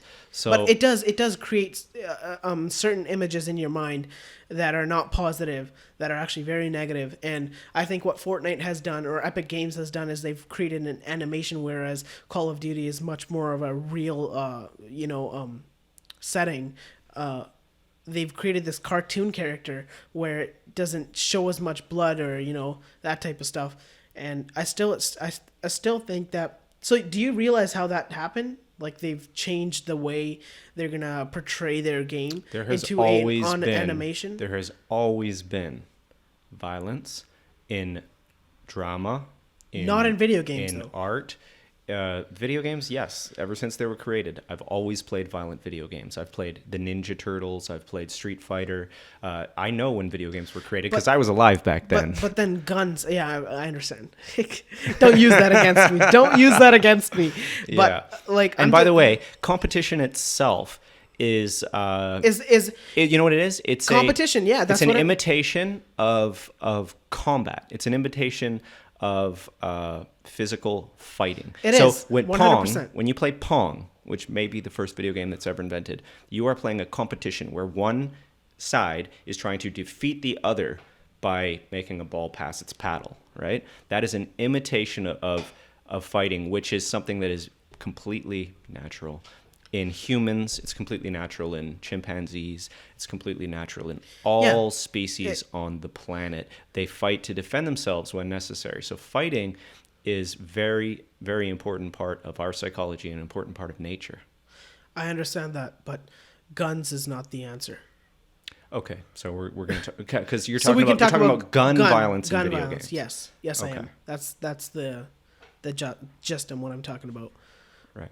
Yeah, gun violence is what I'm talking about, and I think that it has an influence on children. And this is not children that are 5 or 6. I mean, sorry, 14 or 16. These are children that are 5 or 6 playing these games. So, you tell me now, is that correct, or is that? Well, that depends. See, I would have to see Do you know the game statistical Fortnite? research.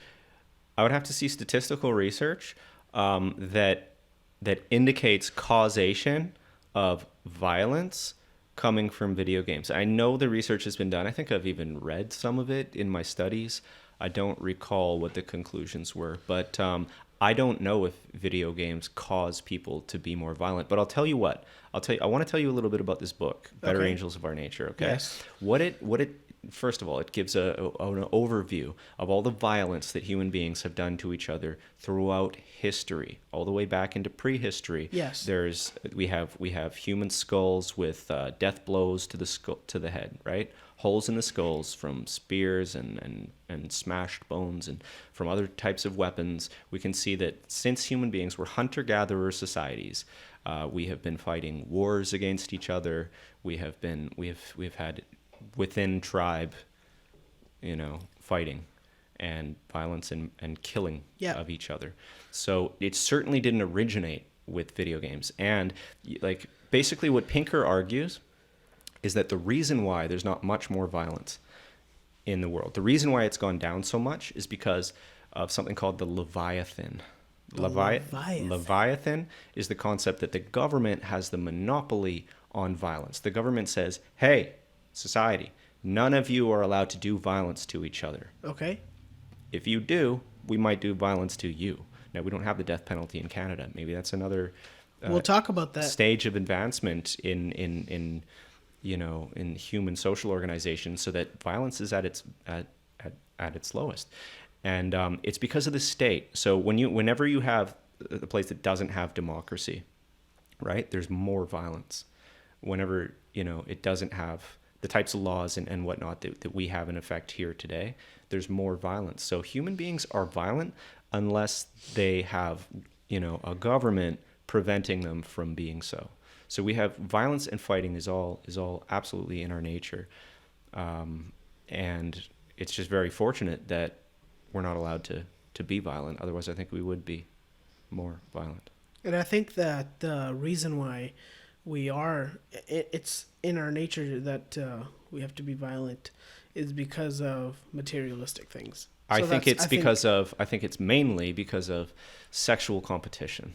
I think that just like chimpanzees and all other species, you see bucks, male deers fighting in order to win mates, right? So they compete. The males compete. They don't kill each other. They just fight it out. Yeah. And the one that wins, the woman is happy to give sexual access to the winner. Yeah, So and humans are the same. We Yeah. do the same thing. Males compete. That's why we have all these sports, because we don't want to actually fight each other, right? We want to be less violent. That's a great thing. I don't want violence. We don't want to walk out of our house in fear that we're going to be hurt or killed, right? So it's great that we don't have violence in our society. But the fighting that is innate to us has transferred into different types of competition, economic competition, competition in sport, and all these other things. We're still using the same systems of mating, of impressing females by competing amongst other males, and whoever prevails is going to get the highest value partner. And I agree with you Mate. on that 1,000%. Yeah. And we can see it with animals. Even the peacock, it shines its feathers out to impress, and then there's a competition. So yeah, I agree with you on that 100%. I think peacocks fight too. So Yeah, we were talking about fighting, Yeah, not but just it having all pretty comes feathers. down to that sexual consent type of thingy. Whether you buy a really big house, whether you try to flex your money on with good cars, it all comes down to that. Attracting mates. Exactly. Yeah. So yeah, I guess because I was gonna actually rebuttal you on that, but then I came to conclusion that it all comes down back to that. So yeah, Yeah. cool. Yeah. So that's where innate Yeah. war crimes. Right. And comes it's from. it's a very good thing that we don't have a lot of guns in Canada. Yes. It's a good thing that we don't have a lot of violence in Canada. But these games, I don't think that they're detrimental, and I don't think that they necessarily make people violent in the world. Maybe I they're think an it outlet does. of aggression. They are. I in think the same okay, way that let's agree. martial I arts agree with training you on that. and It's, things I think like it's that. an outlet on. Yeah. I think it gives you a strategy, because I think that's what it treats you. That's what it shows you. You know, it gives you a strategy or Teaches you strategy, like you learn strategy by playing the game. yeah, Yeah, well, it could be. It could be that, and it teaches it teaches you things that you shouldn't know because Oh, you think it's? I thought you were saying that you learn strategy, so it's a good thing. no. I'm telling you, it's a like children or teenagers, or they can play whatever the hell they want. I don't give a shit. But Yeah. like it shouldn't be gun violence or anything like that. I understand it's interesting, or you got to get the victory. That's what essentially competition is. But I feel like if we have the ability to make like all these engineering products or all that stuff, I think we should be able to engineer a game that doesn't involve guns. So you want us to become a species that doesn't love violent video games. Well, no, violent video games are all right. I agree with that. It's just that guns are not the way, because guns are dangerous. Yeah, but it's not guns. It's a video game, and everybody knows it. Yeah, but it still has a psychological effect. Yeah, but like we're not at a point where we know that we're never going to have a war again in this world. We you never know though. You never know. Exactly. So preventing people from playing games where they have to shoot each other, you're just depriving them of potential training for something they might need to do if another country decides to come in and attack us with their guns. That's very interesting. Playing video games, including violent shooter games, may boost your children's learning, health, and social skills, according to a review of research in the American Psychologist. However, to understand the impact of video games on children's adolescence, developments of more balanced perspective is needed. Yes. Yes. Balanced perspective is good, right? So there may So be a balance is what you need. Sure. Let's just agree on that. Yeah, I think. I think we can both agree. Yeah. So it does talk about in this article about skills, social skills, and it does also talk about balance of how you should chill it out a little. Don't just play it all day. Yeah. An APA task force is conducting a comprehensive review of research on violence in video games and interactive media and will release its findings later this year. Oh, come on. They didn't even release it. Piece of shit. You gotta wait. So, but yeah, no, I'll do some research on that. I'll check out I definitely will as well. the relevant literature. Yes. I'll show you how to do a proper scientific literature review as well. I would love that. Yeah, I have. I can give you my access to my my university library, so you can actually read meta-analysis. So these are actual facts. Meta-analyses. These are studies that have been done, and you don't have time to read every study because it actually takes a while to read one study. But fortunately, people have done this for you, and they've applied statistical methods to the results of many different studies, and these are called meta-analyses. Wait, so you have access to that? Yeah, you can read the meta-analysis. And wait, I don't have access to it right now, though, on the internet. If you read one meta-analysis of the research in a certain area, like violent video games effect on so it will violence, have that? there you will be able to read one single paper that is equivalent to reading 120 or 200 papers. What the hell? Because it will take all the data and statistically determine the conclusion of all 200 papers. That's what meta-analyses do. Who does that? Who does the meta-analyses? Yeah. Researchers, people who people do the actual studies themselves, the 200 studies. a group of researchers had to do each one, and then a group of researchers does a meta-analysis to examine them all and determine what the overall balance of evidence. I would love that access, by the way. the overall weight. So you can. Is there like a search bar? You just search it up. Psychological effect on. Yes, but you need to be accessing PsycInfo or one of these search engines that has the scientific research there. Oh my God! Or you have Medline. access to all of this, and you never. Medical research. Is this why your debates are so good in these podcasts? Hey man, you should hear Jordan Peterson debate. Okay, No, that guy's a master. He will kill you in a debate. He will kill all of us. Fortunately, I wouldn't be debating with him though. I'd love to interview him one day. He's actually in the McGill University, I believe, in Alberta. He was at the University of Toronto for a long time. I think he studied at McGill, but he taught at U of T for a long time, and other Harvard and some other ones. So, but he's not teaching anymore because he blew up and became incredibly famous and made millions of dollars. Oh wow! So I don't think he needs to go back to work. He can retire. But yeah. Cool, Jordan Peterson. Yeah. And let's go back to him for a second. So sounds good. I wanted to get around to, he has an opinion about God and the nature of God. Yes. And the important concept of God that we should have, right? So what he says God is similar to our own highest good or our own highest potential. The place, what it is our highest value. It's the whatever you can think of that is the greatest of the greatest value in life. That's God. So, or your overarching orienting principle. So the top of the hierarchy, the top of the pyramid, right? He says nature is full of hierarchies, right? Human social organization has hierarchies. The animal kingdom has a hierarchy. And so there's also a hierarchy of values, like Maslow's hierarchy of values. And he says God is what's at the top of that. So what do you want in life? Like what do you want out of life? You want to have a good life. You want to have a life where it's worth living.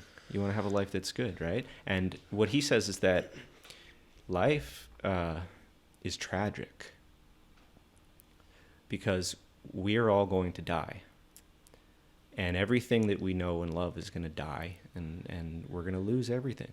So that's a tragedy. We're finite beings in the middle of an infinite universe that we can't possibly understand, right? Exactly. God is also a word to describe the unknown. It's the totality. God is the totality, right? We are finite, and we can never understand the totality. It's too complex. There's too much. We can't know the whole universe. We can only know our experience, right? And that's finitude. God is the opposite. God is infinitude, right? And yeah, he's talking about the highest good. So you want to have a good life. What makes life good, right? And he says, well, that's what these biblical stories are for. They're for telling you what's necessary and what to avoid, the pitfalls of existing in a tragic existence. The pitfalls is that you can become malevolent and evil, and you can say, you can make the decision, and people do this, and that's what evil is. When people decide that it would be better off if nothing existed at all. And that's when they consciously try to destroy things. That's what a school shooting is. And he says that they will tell you, you can read their diaries, right? They will tell you exactly why they did what they did. You can know the mind of. And what can you explain to me what one of them would be? Yeah, the Columbine people, they all say the same thing. Okay. So what he did was he did a massive study of evil. He wanted to understand what is the cause of evil, right? Because it's a problematic thing that exists, right? Yeah. So he went and devoted a tremendous amount of his psychological research to figuring out where evil comes from. Why do people become evil, right? And he said what it is that these Columbine kids, they said, we have judged existence and found that it is not worthy. and it would be better if it was all destroyed. And so we're just going to make our contribution towards that. We're going to put these kids out of their misery. This is us raging against existence itself. Interesting. Yeah. So the people who committed suicide, or no, sorry, killed people in shootings, their initial thought was, sorry, could you just explain that? What was their initial thought when they committed what they did? That existence is evil. Existence itself is evil, and they're actually doing a good thing by destroying as much of it as they can. Interesting. Yeah. I disagree with that. Well, that's good. And so, so Jordan Peterson said, that's the dark place that you want to avoid if you want to step up and take responsibility and make life worth living. Make it good. Evil, when they think of evil as in something is like, the world is evil, right? And they got to get rid of that evil as much as possible, and they target that school. I think that's something that happened to them, a chain of events that led them to that. And I think that was either associated with bullying or something like that. I think that's the initial response that happened that led to that entire ideological sense of... Right. Well, what Peterson's saying is that traumas happen to everybody, right? And there's two responses that you can take. And religion, what he says is the role of religion is to tell people, hey, look, you're going to experience traumas. You're going to experience great loss. You're going to experience death and suffering, immense suffering, right? And there's two ways you can respond to it. You can become malevolent and you can try and get your revenge on things, or you can do the difficult, incredibly difficult task of working hard, doing the right things, making the appropriate sacrifices to make life good. And that's going God's way as opposed to the devil's way. Yes. Right? This is all imagery, Jordan Peterson says, that's used to explain that the goal of religion is to help you avoid becoming malevolent, going down that path, and responding to the traumas and the tragedy of existence by making the appropriate sacrifices. And then you will be rewarded by God, which with a life that is worth living. Yeah. I guess there's 2 or 3 ways to live life. One way is to see the world as a horrible place. The other way is to, think of everything as a good thing, right? There's going to be something good that comes out of this. I think the other one would be, whereas you're a bystander, I guess. So sort of viewing life as, you're just there viewing it, you're living life, but you don't really have any say on your views. And do you think that's a common... I think it's common, especially within the Western culture. Do you think that's a satisfactory way to live? I think, I guess it is. Because if you don't, kind of escalate situations, or if you don't, if you're just there living your own life and you don't have to worry about anything, and you're doing your due diligence in society, and your due diligence in society, so that's taking responsibility and making the necessary sacrifices. So then working hard. Working hard. Then I guess I guess there is only 2 ways then. yeah. So then I don't support viewing life in a negative way, because it is positive. It was positive. Unfortunately, some people are not fortunate enough where some events had happened in their life where, there's a lot of contributions, but, it has happened to some people. Some people didn't grow up with parents.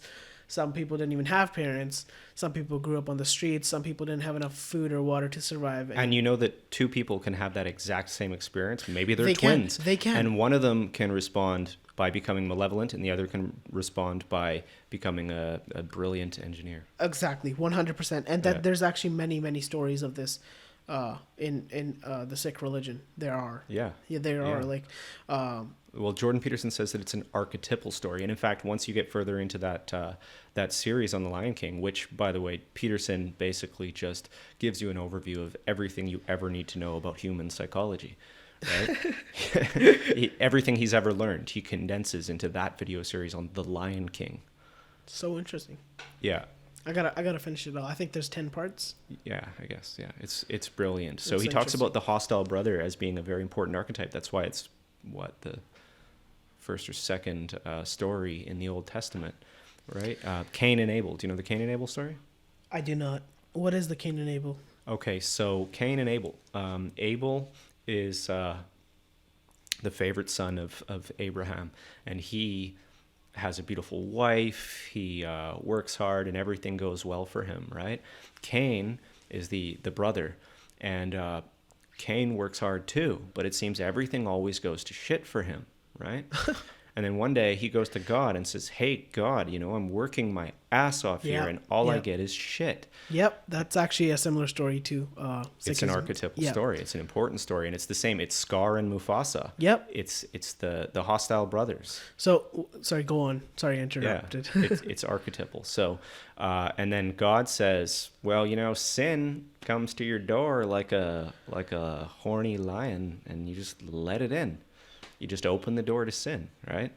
And basically, what that's saying is that that Cain, even though he's trying really hard, he's not making the actual appropriate sacrifice. He's not on the right path, and because of that, he's not really doing the right thing. He's not really making the appropriate sacrifices, so things don't work. Things don't go well for him, right?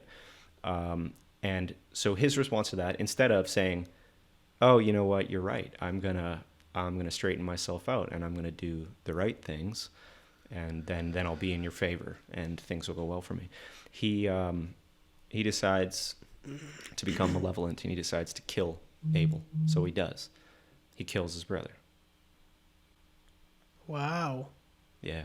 He kills his sinful brother? No, he kills the good brother. This is Cain. Cain decides to become malevolent. He doesn't decide. I'm getting the names mixed up here. Yeah, he doesn't decide to be good.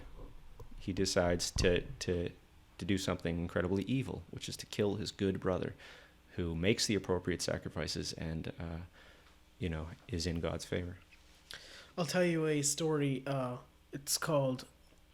It's related to this needle. I don't know how to translate it into English, but just do your best. I'll try my best. It's called Sulli Sul, and basically it talks about so there's this really rich guy, and he walks.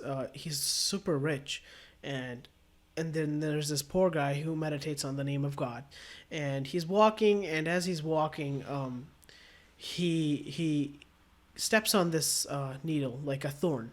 And it's like in his foot, and he was going to meet the guru at the time, right? And then there's this other thug guy coming in and walking like all cool, cool guy, right?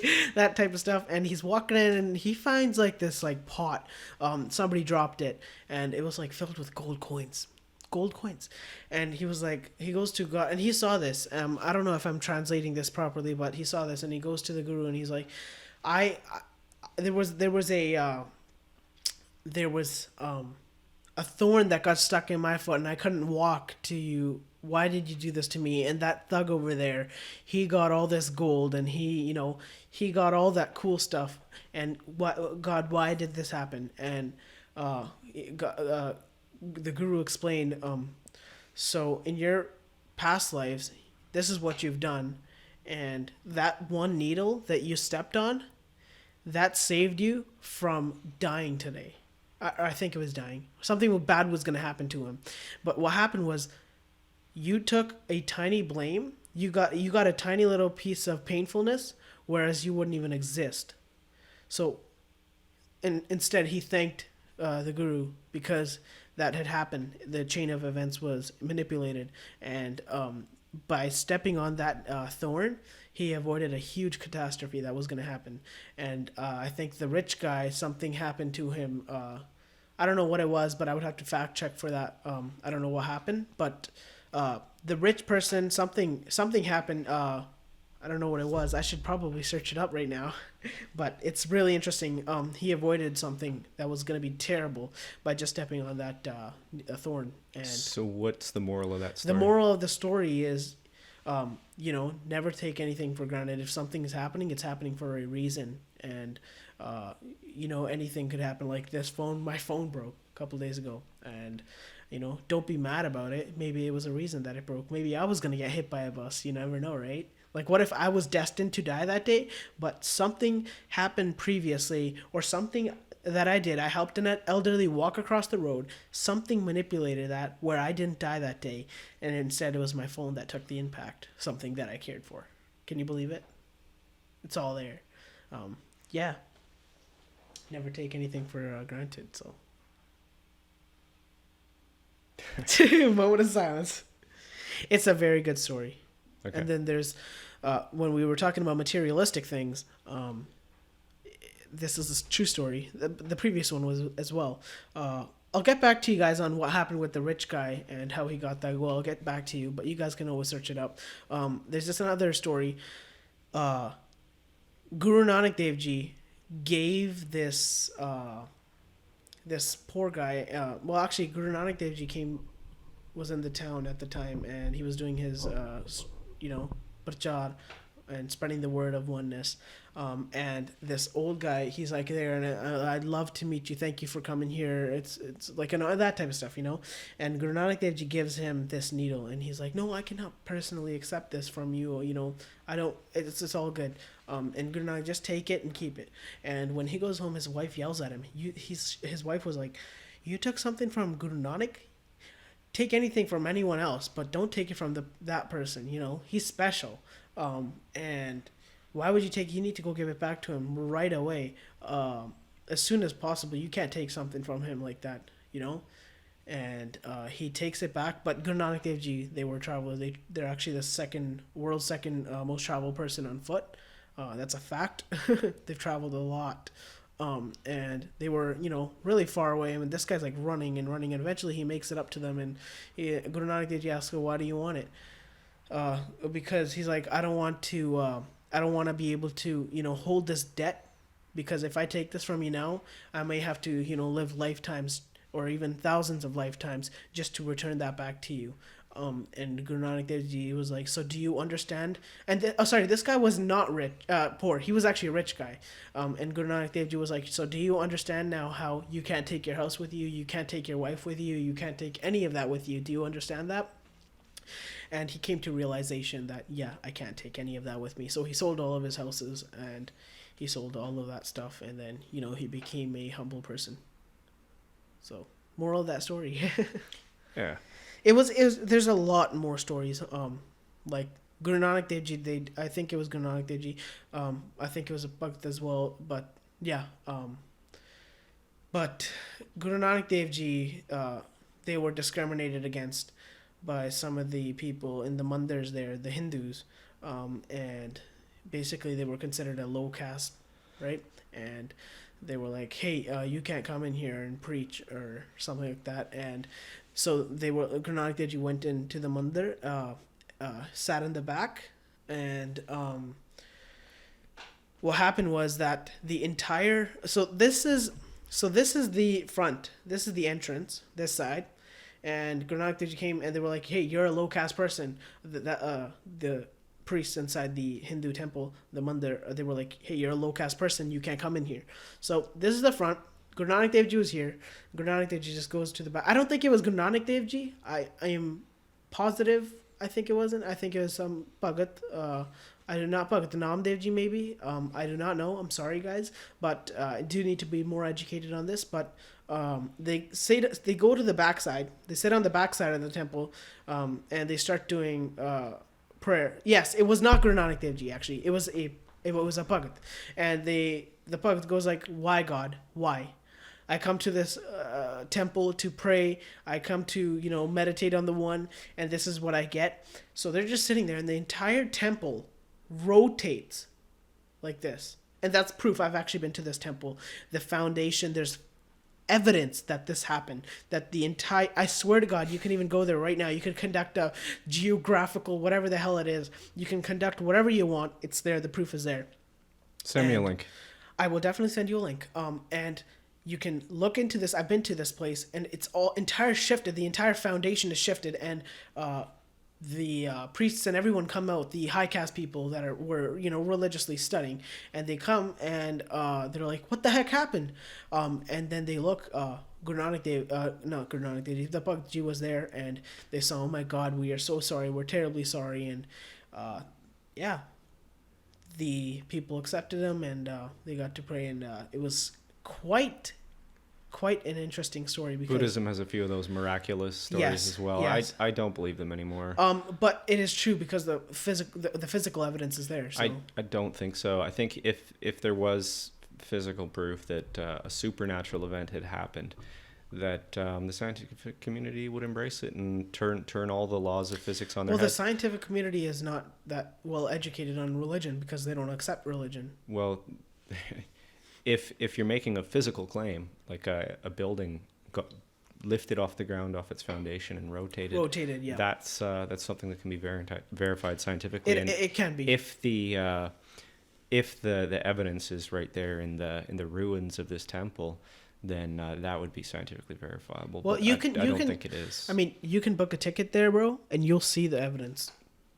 First of all, I'm not an expert on archaeology, but what I will do is I'll Google it. Yeah, and I'll see what the believers say, and then Yep. I'll see what the actual archaeologists say, and I'm sure that there are people who have investigated that and said, well, obviously, I don't think actually, many people they told that story so that when the thing fell down, they just moved the foundation around and just to make it look like that happened. You can definitely take a look into that. I'll try to send you a link. But the reason I think many people are not looking into it is because many people are not actually educated on that specific topic. So I think education is important on specific things and chain of events that had happened. I used to believe it, but why do you think you've never personally seen any miracles occur? And Well, why do you think I know that you haven't? Okay, all right. So do you know that a miracle hasn't occurred? Because there can be miracles that are happening all the time around you and you wouldn't even know it. You can probably be saved by God 4,000 times in a day and you wouldn't even know it, if that was a miracle or not. Like, let's say somebody ran a red light and they were going to hit you, but you were just seconds off. How do you know that God never reached out and grabbed your hand and took you across that street safely? You never know that because you never saw it, and even if you did see it, you wouldn't believe it. Just imagine yourself. Yes. You're an individual that exists. Yes. Okay. Can you closely watch two people at one time? Closely watch two people at one time? Yeah. So, like, if I'm watching you, I can watch the other guy? Yeah. Could you say that there's two people walking down two streets? Uh-huh. Can you pay attention Well, I to mean, both I of can them at the look. same time? Wait, sorry, what? So what you're saying is that there is a being, an individual, who is paying attention to everything that you do so closely that they can react quickly enough to actually pull you out of the way of a moving car. Well, I wouldn't say it's an individual. I would just say it's a power. But what if it's actually just your senses and your brain, which has evolved to evade danger, as well as the driver who notices you and swerves a little bit or hits the brakes? And what if it's just that? What if it's just what it seems to be, which is that? Then you don't believe in miracles. Then you don't believe in miracles. Don't. So you don't believe in miracles? No. So then but you just told me that you just told me about miracles and how do miracles happen. So you believed it a second ago and now you don't believe in it? What did I say? Well, you'd have to look into What the miracle podcast. happened? I don't think I said Okay, miracles but happened. you say that. Why don't I think you have experienced No. miracles? What I'm saying is miracles don't exist. Okay. That's what I was saying before. I was saying miracles don't exist. That's why you've never seen one. That's why you've never seen anything supernatural occur, because it doesn't occur. How do we know that it's supposed to be supernatural? How do you know that a miracle just didn't happen right now? Like, because how there's no evidence. The simplest how do you know that explanation. NASA didn't mess up something in our gravitational field, causing a freaking asteroid? I don't know science behind this, but an asteroid to hit Earth. Like, how do you know that these miracles? Because miracles are not to be seen. Like, maybe they are, but maybe they're not. But miracles are like magic in a way, and in magic you can't explain how it happened. So I don't think you'll if like, I'm telling you, miracles happen. There's proof of it. There's actual proof. Somebody who was in a wheelchair was paralyzed, and there's scientific, there's medical reports of this through proper machinery such as CT scans, CAT scans, everything. Send me that too. Actually, I definitely went, and the video proof is there. The video proof. Let me tell you. So in the Golden Temple, have you heard of the Golden Temple in India? No. Well, maybe. It's called Amritsar Sahib, Sri Harmandir Sahib, Harida Mandir, which is God's temple. This is where it happened. So they brought this person in on the wheelchair, and the sarovar is basically the holy water where you take a dip in, and there's actually proof of this as well, where the crow was a black crow, and when he came out of the holy water, it turned white. And I understand how you won't believe that as much, but I'm telling you. So he goes into the holy water and he comes back out. Nothing happens, and he needed assistance. Obviously, he can't do it. He's paralyzed. He can't walk. They take him in through the wheelchair line, not the wheelchair line, but the exit line, because that's where there's no rush in that one. Actually, over like 100,000 people visit there, and the lines there are crazy. You won't even believe the amount of lines that are in the Golden Temple. It's quite honestly crazy, the amount of people that visit the Golden Temple. And so this individual who is paralyzed, he can't walk. The medical reports are proven. We all have that. And he goes in to the temple, and this is when everyone stands up, and this is the ardas, which is the prayer to God. Other than that, they're just singing the praises, the Lord's name through the kirtan, which is the singing, right? The music, poetry. That was over, and then when they do the final prayer, okay, thank you for everything, like that, he was in the temple, and he had so since you have to stand, it's like a thing where you have to stand and you have to hold your two hands like this, he needed assistance with two people, so two people were already with him, and they were assisting him, and during the ardas, he actually fell down, and the people who were on the inside, they were just like, leave him, because it's going to cause too much disruption, right? Everyone has to be quiet and listen. It's going to cause too much disruption in the mics and everything. So they leave him, and the video proof is there, dude. I can show you right now. He's just laying there. He tries grabbing himself up with the railings. Can't do it. Can I tell you something? Wait, just 1 second. No, you can get $1 million. Yes. Does that catch your attention? Well, how? You get $1 million. There's a guy who said that if anybody brings him proof of anything supernatural, and he is absolutely open, to fully examining the evidence. Okay. If you bring him that, he's a rational person. He will weigh the evidence. If you have proof, he'll give you $1 million. I would love this link because I have the proof. Great. And they have the proof. The doctors have the proof.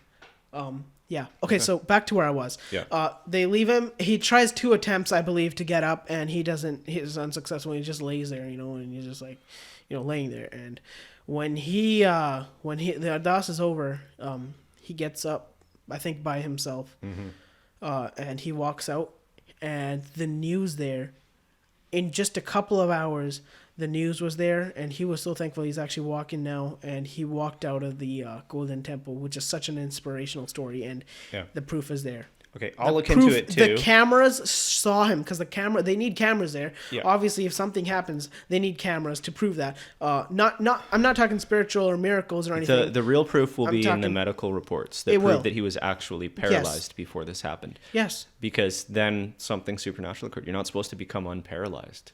Paralysis is permanent. Exactly. So the medical reports are also, I think, there. And if you do need to get in contact with this guy, I could probably That find. would be the proof. I could probably find people who know him. Yeah. Because I think everyone in there is a close knit society, and plus my maternal grandfather is the mother's side, right? Yeah. Maternal grandfather, he is. You would need, He has because some people there's in high plenty of fraudsters that have said Yeah. like, I just cured a blind guy. The guy was never blind, right? It's a little shtick they do. Yeah. So if you can prove that the guy was paralyzed, then you'll get $1 million, because this guy has been offering this for a long time, and no one has ever proved anything supernatural to him. But if you can, the money's yours. Yeah, no, it happened, and I'm trying to look for the video right now.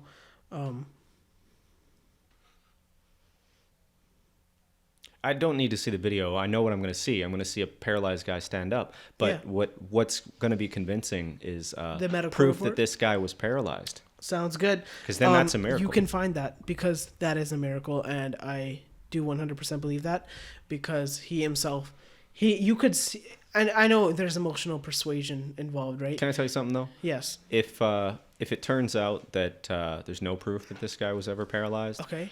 are you going to become an atheist? No, I'm not. Because, you can try proving me wrong. It's not even just that one. There's way Yeah. more. There's another story.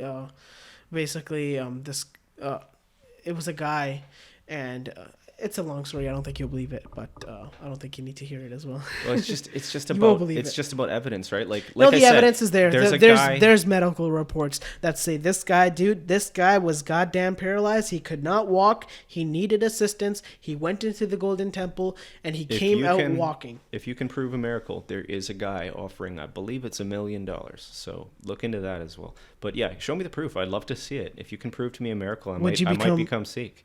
Sikh? You know how That's big what of I'm an saying. accomplishment that would be? That would Because, be, but it would be a big accomplishment for me to get you to at least open your mind to the possibility that you might be an atheist one day. Because having an open mind is a good start. Yeah. Okay, I'll tell you what. I'll become open to that, but then you got to become open. I'm not open. converting you. You can become whatever religion you want. You just got to accept the fact that there is an experience of oneness that is available to us right now, and then that experience would lead to the greater truth. Oh, I accept that right now. It would in fact, I'm completely on board with that. But then you believe in God. what if Except for the greater reincarnation. truth is that there is no reincarnation, although we can experience oneness? So you're willing? Wait, sorry, what? What if the greater truth that you discover is that there is no reincarnation, but you can say free yourself from material addictions and experience. Then I would accept this peaceful state of oneness. But then that would mean that there is no justice to be served, and that would mean that there is a meaning. Okay, so if there is a meaning, and if I die, then where is that meaning going to go? The cycle of reincarnation. What if the meaning stays with the living on Earth? What if the meaning is what you contributed? What if the meaning is you exist now, and you're either going to leave the world. You are either going to leave the world worse than you found it, or better. And the meaning is that you can leave the world better than you found it. You can make a positive contribution. What if that's the only meaning there is? And the people who don't find that meaning, don't realize that meaning, they're the ones who become evil. The ones who become serial killers and mass murderers and ruthless dictators. I'm gonna show you this video.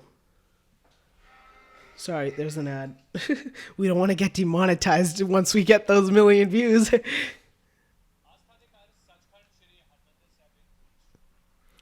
Actually, the advertisers will be happy. It's the actual video producers that might have a problem with us.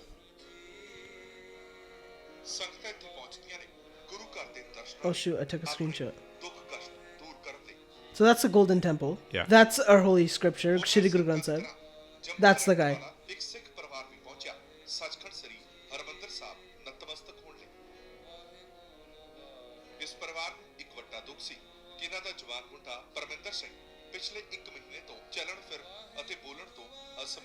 Oh, he didn't even talk as well. He couldn't talk. ਡਾਕਟਰਾਂ ਦੇ ਮੁਤਾਬਕ ਉਸ ਨੂੰ ਕੋਈ 2 in ਬਿਮਾਰੀ 1. ਨਹੀਂ ਸੀ ਪਰ ਬਾਵਜੂਦ ਉਸ ਦੇ ਉਹ ਚੱਲ ਫਿਰ ਨਹੀਂ 2 in 1 miracle. Sorry, I can't hear this. ਬੋਲਣ ਤੋਂ ਅਸਮਰੱਥ ਹੋ ਗਿਆ ਡਾਕਟਰਾਂ ਦੇ ਮੁਤਾਬਕ ਉਸ ਨੂੰ ਕੋਈ ਵੀ ਬਿਮਾਰੀ ਨਹੀਂ ਸੀ ਪਰ ਬਾਵਜੂਦ ਉਸ ਦੇ ਉਹ ਚੱਲ ਫਿਰ ਨਹੀਂ ਸਕਦਾ ਸੀ Okay, so the doctors say that he was he had a problem, but he couldn't he wasn't So he wasn't paralyzed. no he was paralyzed. He couldn't move and he couldn't talk, and the doctors showed the reports. I'll show you here. Shoot, my phone. Not being able to move is not necessarily paralysis. No, Paralysis but is a different condition. it was paralysis, and he couldn't even talk. Maybe he was catatonic. What? That's a state of where you can't move and you can't speak. You can't communicate. Parminder ਸਾਹਿਬ ਮੱਥਾ ਟਿਕਾਉਣ ਲਈ ਲਿਆਂਦਾ ਗਿਆ So you can see it here. CCTV the So there's him on the wheelchair. You can see his legs are smaller, right? So what that shows is that he hasn't been able to be mobile. Right, but do you? For a I just said he might be catatonic. That's What's a psychological condition where you don't move. You're wheelchair bound and you can't communicate.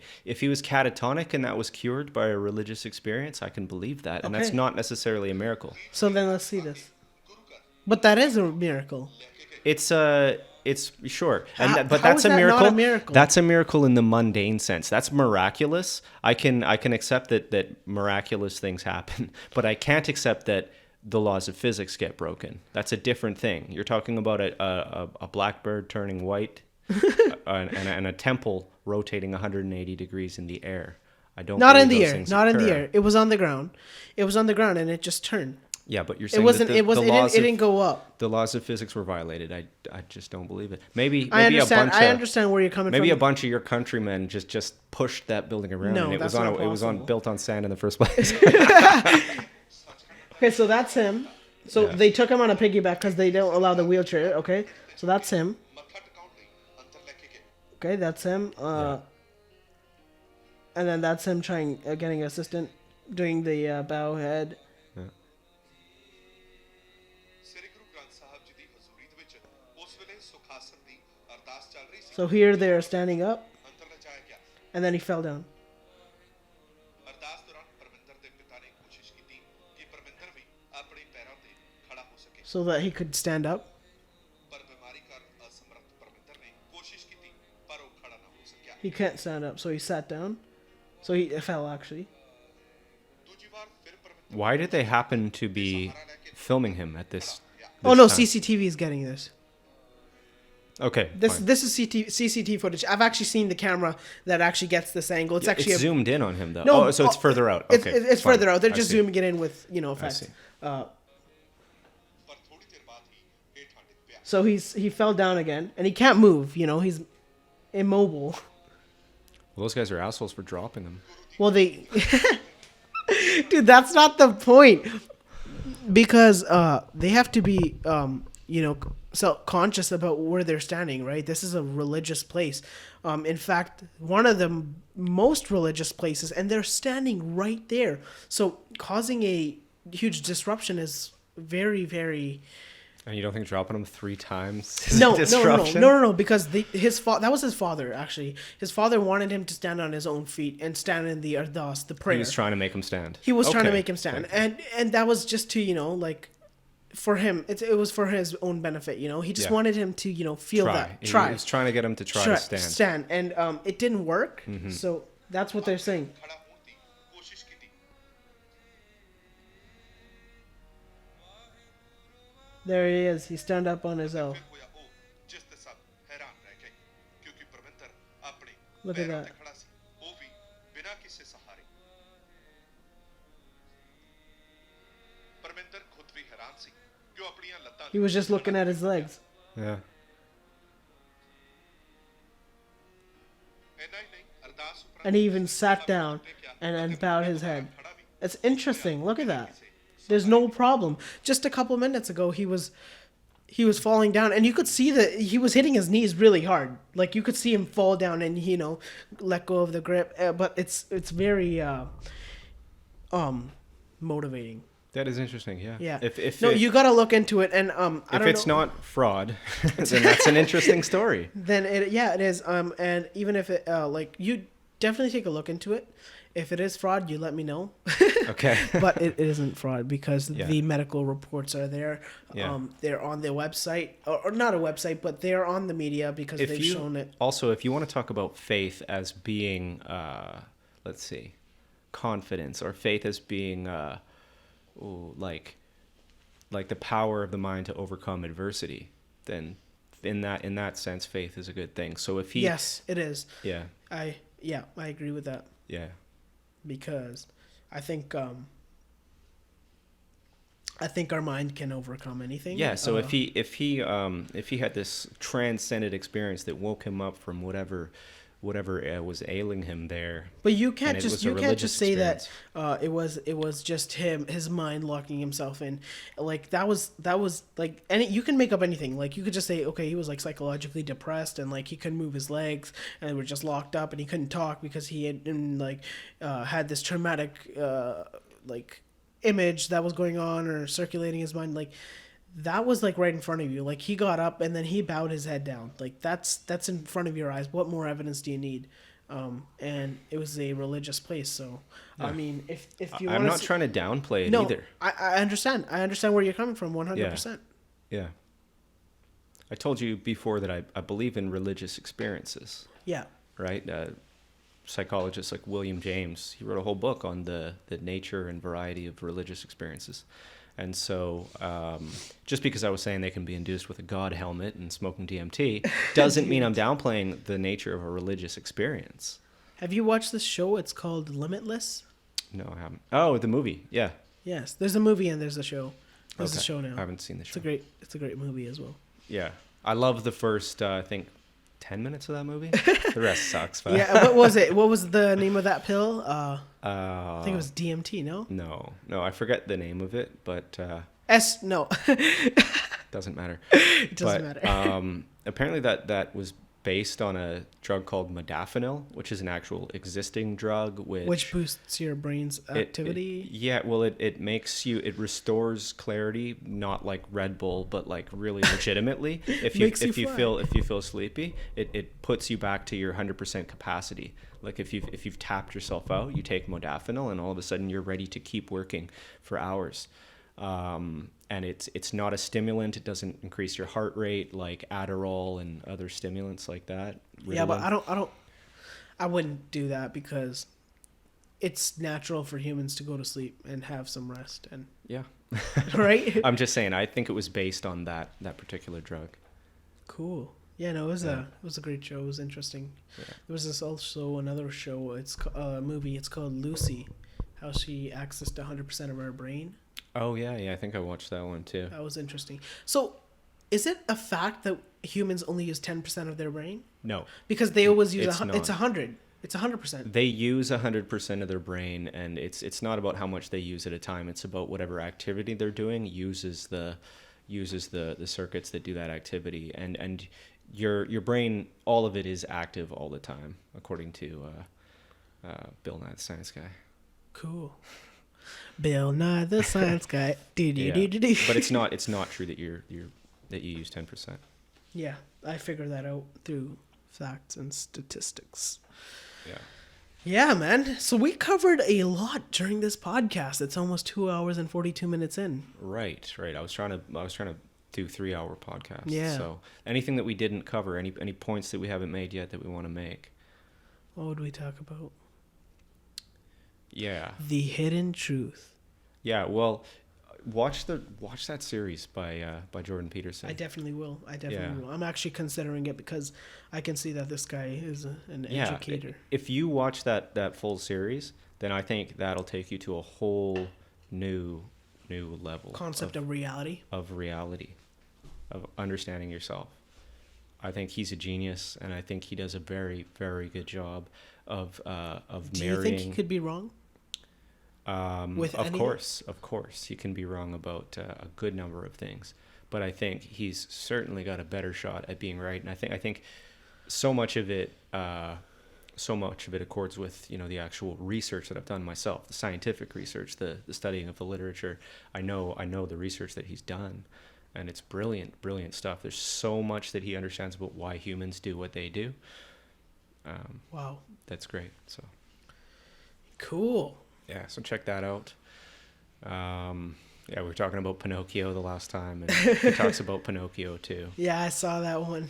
Yeah. I didn't watch it, but I saw the thumbnail. Yeah, well, that's a 3-minute video. You could watch that one too, and that's not even everything he has to say about Pinocchio. He considers Pinocchio and The Lion King to be the two single greatest pieces of art ever created on the history of the planet, I believe, because they represent reality.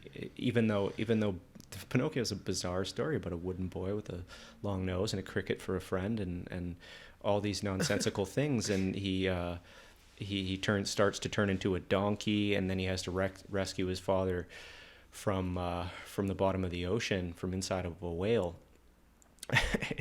It's a crazy story, but he says it's the best representation of psychological reality that you'll ever find. Like, it's brilliant art. Cool. Yeah. So we covered religion. We covered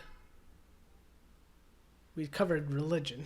Yeah, we did cover religion today. We were going to do politics. Well, we have a a little lot. We have a lot to say about religion still. That was just like. Did you end up watching? We do. It's an endless topic. Yeah, it is. Yeah. Exactly. Yeah. I did not watch Filthy Rich. No. Okay. Get around. Is it to on that. Netflix? Did you say? Yeah, it is. Okay, I'll take a look into it. Yesterday, I did have a lot of things I had to get done. Watch the first one and watch them all, because it's kind of like, if you think Out of Shadows was interesting. Now, here's where I think Out of Shadows is wrong. I actually didn't mention this, but my reaction to Out of Shadows after watching it. Like I told you, you're going to be surprised at my reaction, but we'll save it for the podcast. You called me immediately and what's your reaction? Tell them, Kellan, tell them. Yeah, and I said, well, actually, it's mostly accurate. Did you hear that, guys? Mostly accurate. Mostly accurate. So Yeah. you guys go take a look at it. Yeah, they're not wrong about anything except for probably the extent of Satanism. Satanism, yes. They're probably wrong about 100%. The extent of it. It exists, 100%. sure. Hollywood people have been into it. It's a fun little thing that they do, little adventures in the occult. The cognitive dissonance in that was... I don't think that there's an Illuminati that is Satanist that runs everything. I think that that's conspiracy theory. It's cognitive nonsense. dissonance. It's they're using like emotional what they're doing is confirmation bias. They're looking for these outrageous things, and then they're only looking for evidence that supports their belief. No, they're not ignoring only the fact that it's been cognitive. disproven in so many ways. And it's cognitive dissonance because it's using your emotion and your fear of, oh my God, this is really fucked up. Like, how could you do this to a child, right? And drink its blood. And people are like, holy shit, this is like, and then it gets the topic going, and then this is how they become popular. But what it is that people believe that, and then they never let it go. They never let it go. And Exactly. Everything's a conspiracy to hide it. Exactly. Every single news agency is lying. The court is lying. Exactly. And then it becomes famous on social media, and then when it gets into the minds of children or teenagers, it becomes this entire product of truth, when it's really just bias that's being fed by a bunch of people, and it's just a cycle, which is interesting to me. Yeah, and so, but you know what? I'm open to the possibility that there is some, like secret societies and things. I sent you Bohemian Grove, right? Yes, and that's where a lot of this, conspiracy theories about some secret society, like Illuminati, Skull and Bones, all this thing. Like Skull and Bones exists. It's at Yale University. Yeah. Apparently some presidents were members and whatnot, but it just may not be what these conspiracy theorists want to believe that it is. Some people might not know what Satanism is, but it's a group of ideological and philosophical beliefs based on Satan. Do you want to explain all that? I was reading about it yesterday. So they say basically, but what they have in common, the different groups, is that they. I'm not an expert on Satanism. Practice of Satanism began with the founding of the Church of Satan. Although a few historical precedents exist prior to the public practice, Satanism exists primarily as an accusation by various Christian groups It started as Satanism was a derogatory word used by Christians against people who were doing things that they didn't like. Yes. They're Satanists. They're messing with the devil. But then Satanism Who as would a mess with the devil? they're playing with the devil. They're on the devil's side. They're doing devilish things. So, but then people who are self-identified as Satanists are people who, like, first of all, there's two different kinds. There's religious and rationalistic. Yes, Rationalistic Satanists are atheist. And that was founded by a guy named Anton LaVey.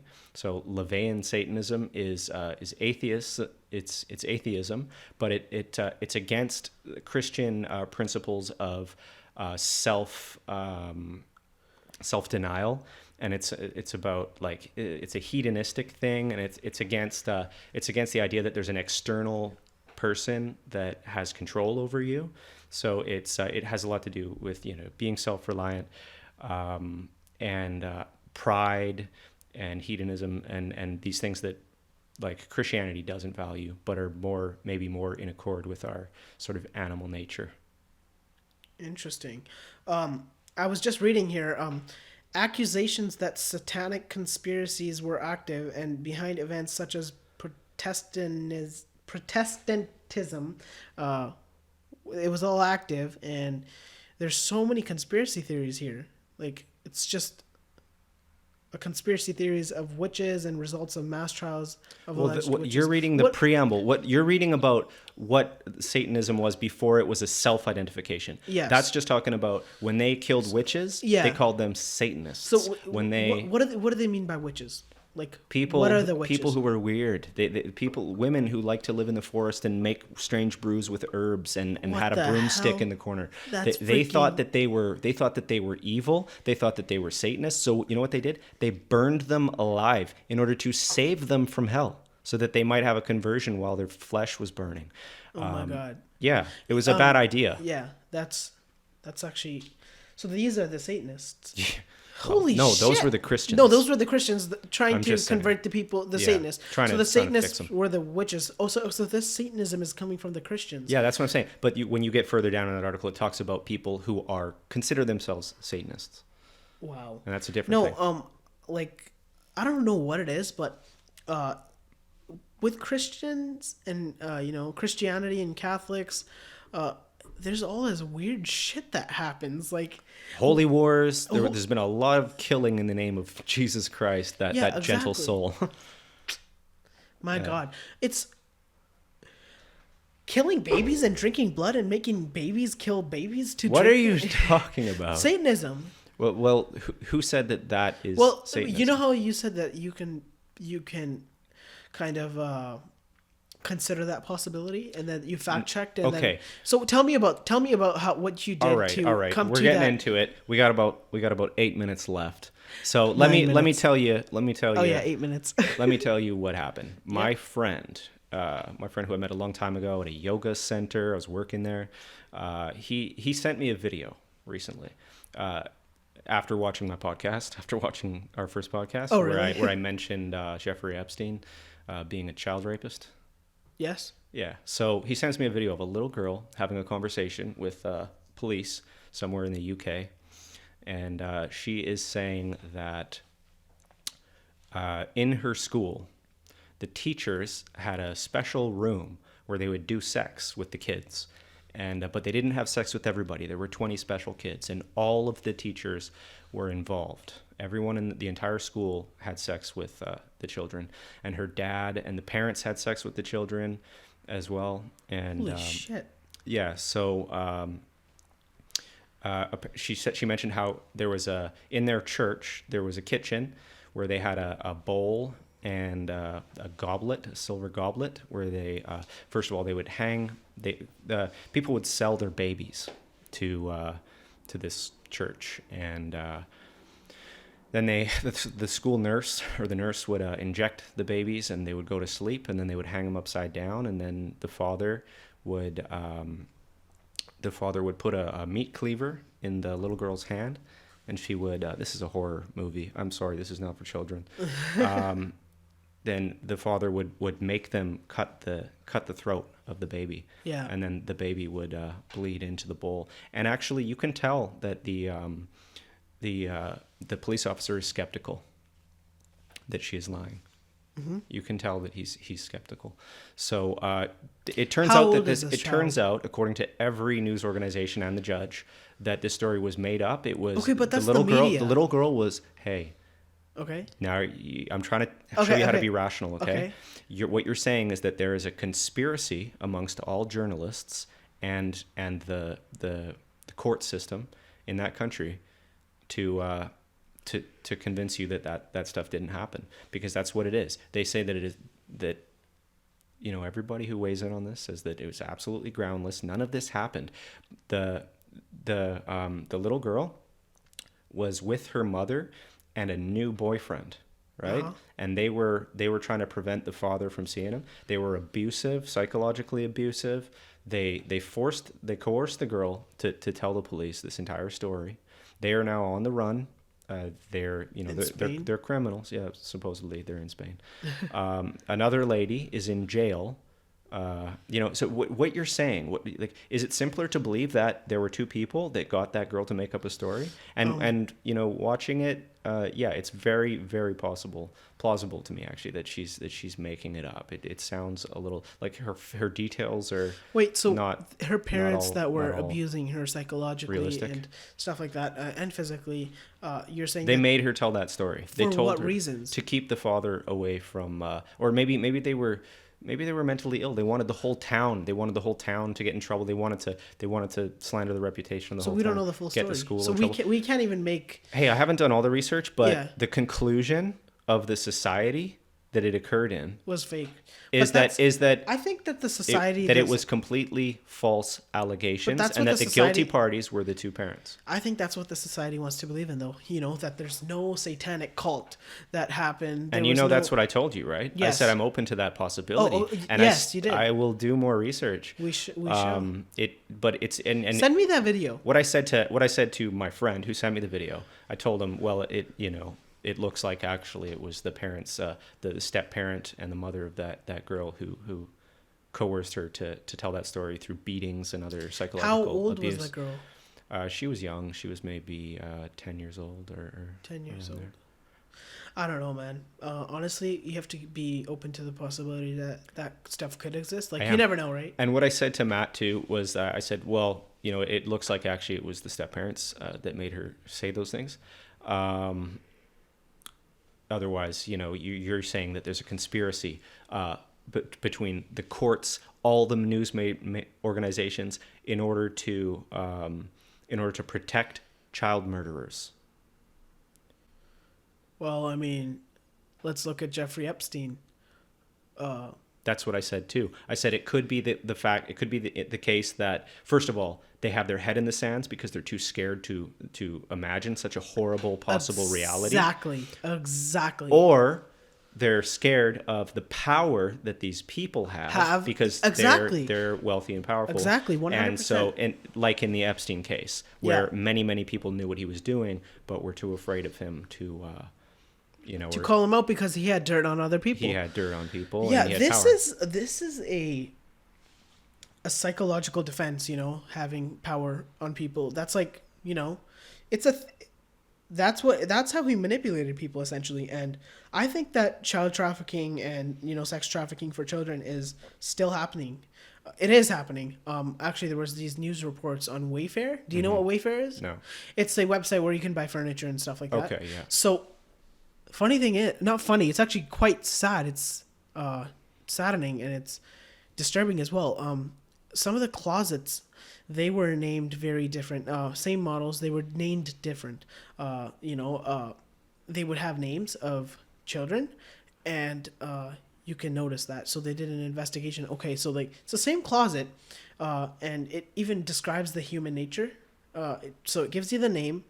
It provides you all the details and specific codes. So if you want to buy a closet, this is what you'll get, right?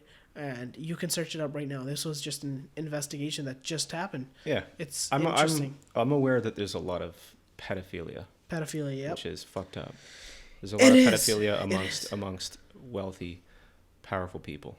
I don't understand why, though. Like, what the hell's the point?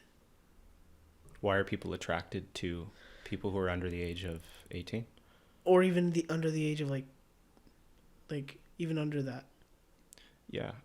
Because that's essentially pedophilia, right? Right. Well, yeah, and there's different forms too. There's people who like small children, and there's people who like teenage children. Dude, that is messed the hell Right. up. And so Dude, these people seems need- like Epstein mostly liked teenage girls. That's what Epstein liked. And so that's understandable from a psychological standpoint, in that girls go through puberty at a younger age than is the legal age of consent, right? So Yeah. you can But, like- imagine how somebody might be attracted to people who are under legal age. Jeffrey Epstein was murdered, right? In jail? That's prison? what it looks like.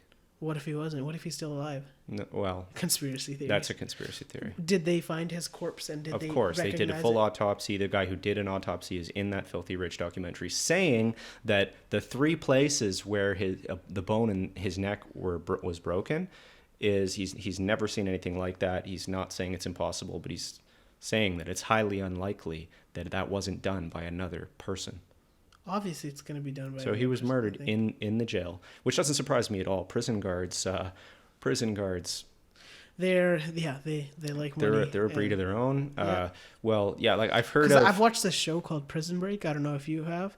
One of the best goddamn shows I've ever watched in my entire life is Prison Break. I've heard of prison guards paying inmates with cookies baked by their wives to beat pedophiles within an inch of their life within the prison, and this is a first-hand story. Wow. No, it's true. It all exists.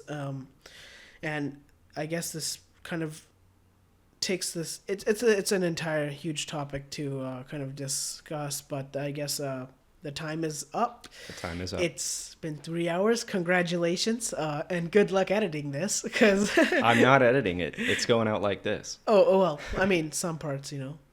camera angle switching. Oh, that. Yeah. Okay, yeah, that's no problem. 3-hour podcast. Yeah. I can do it. It's a good It'll time. take me 3 times as long, but I can do it. Yeah. No. It's been a good podcast. I guess we did cover. I enjoyed it. I think we covered a lot of things. We did. With a lot of depth. Yeah. And with our answers. Yeah, and I don't think we'll ever run out of things to talk about, because Exactly. I've got tons. I have tons as well, honestly. So this is good. This is good. Yeah. Thank you very much, Ekamprit, for coming, and I will see you Thank next time you, on the thank Kellan Howard you. podcast. Thank you for inviting me, Kellan Howard. I'm Ekamprit Singh, and I'm out. All right, peace out, everybody. Yeah. Yeah.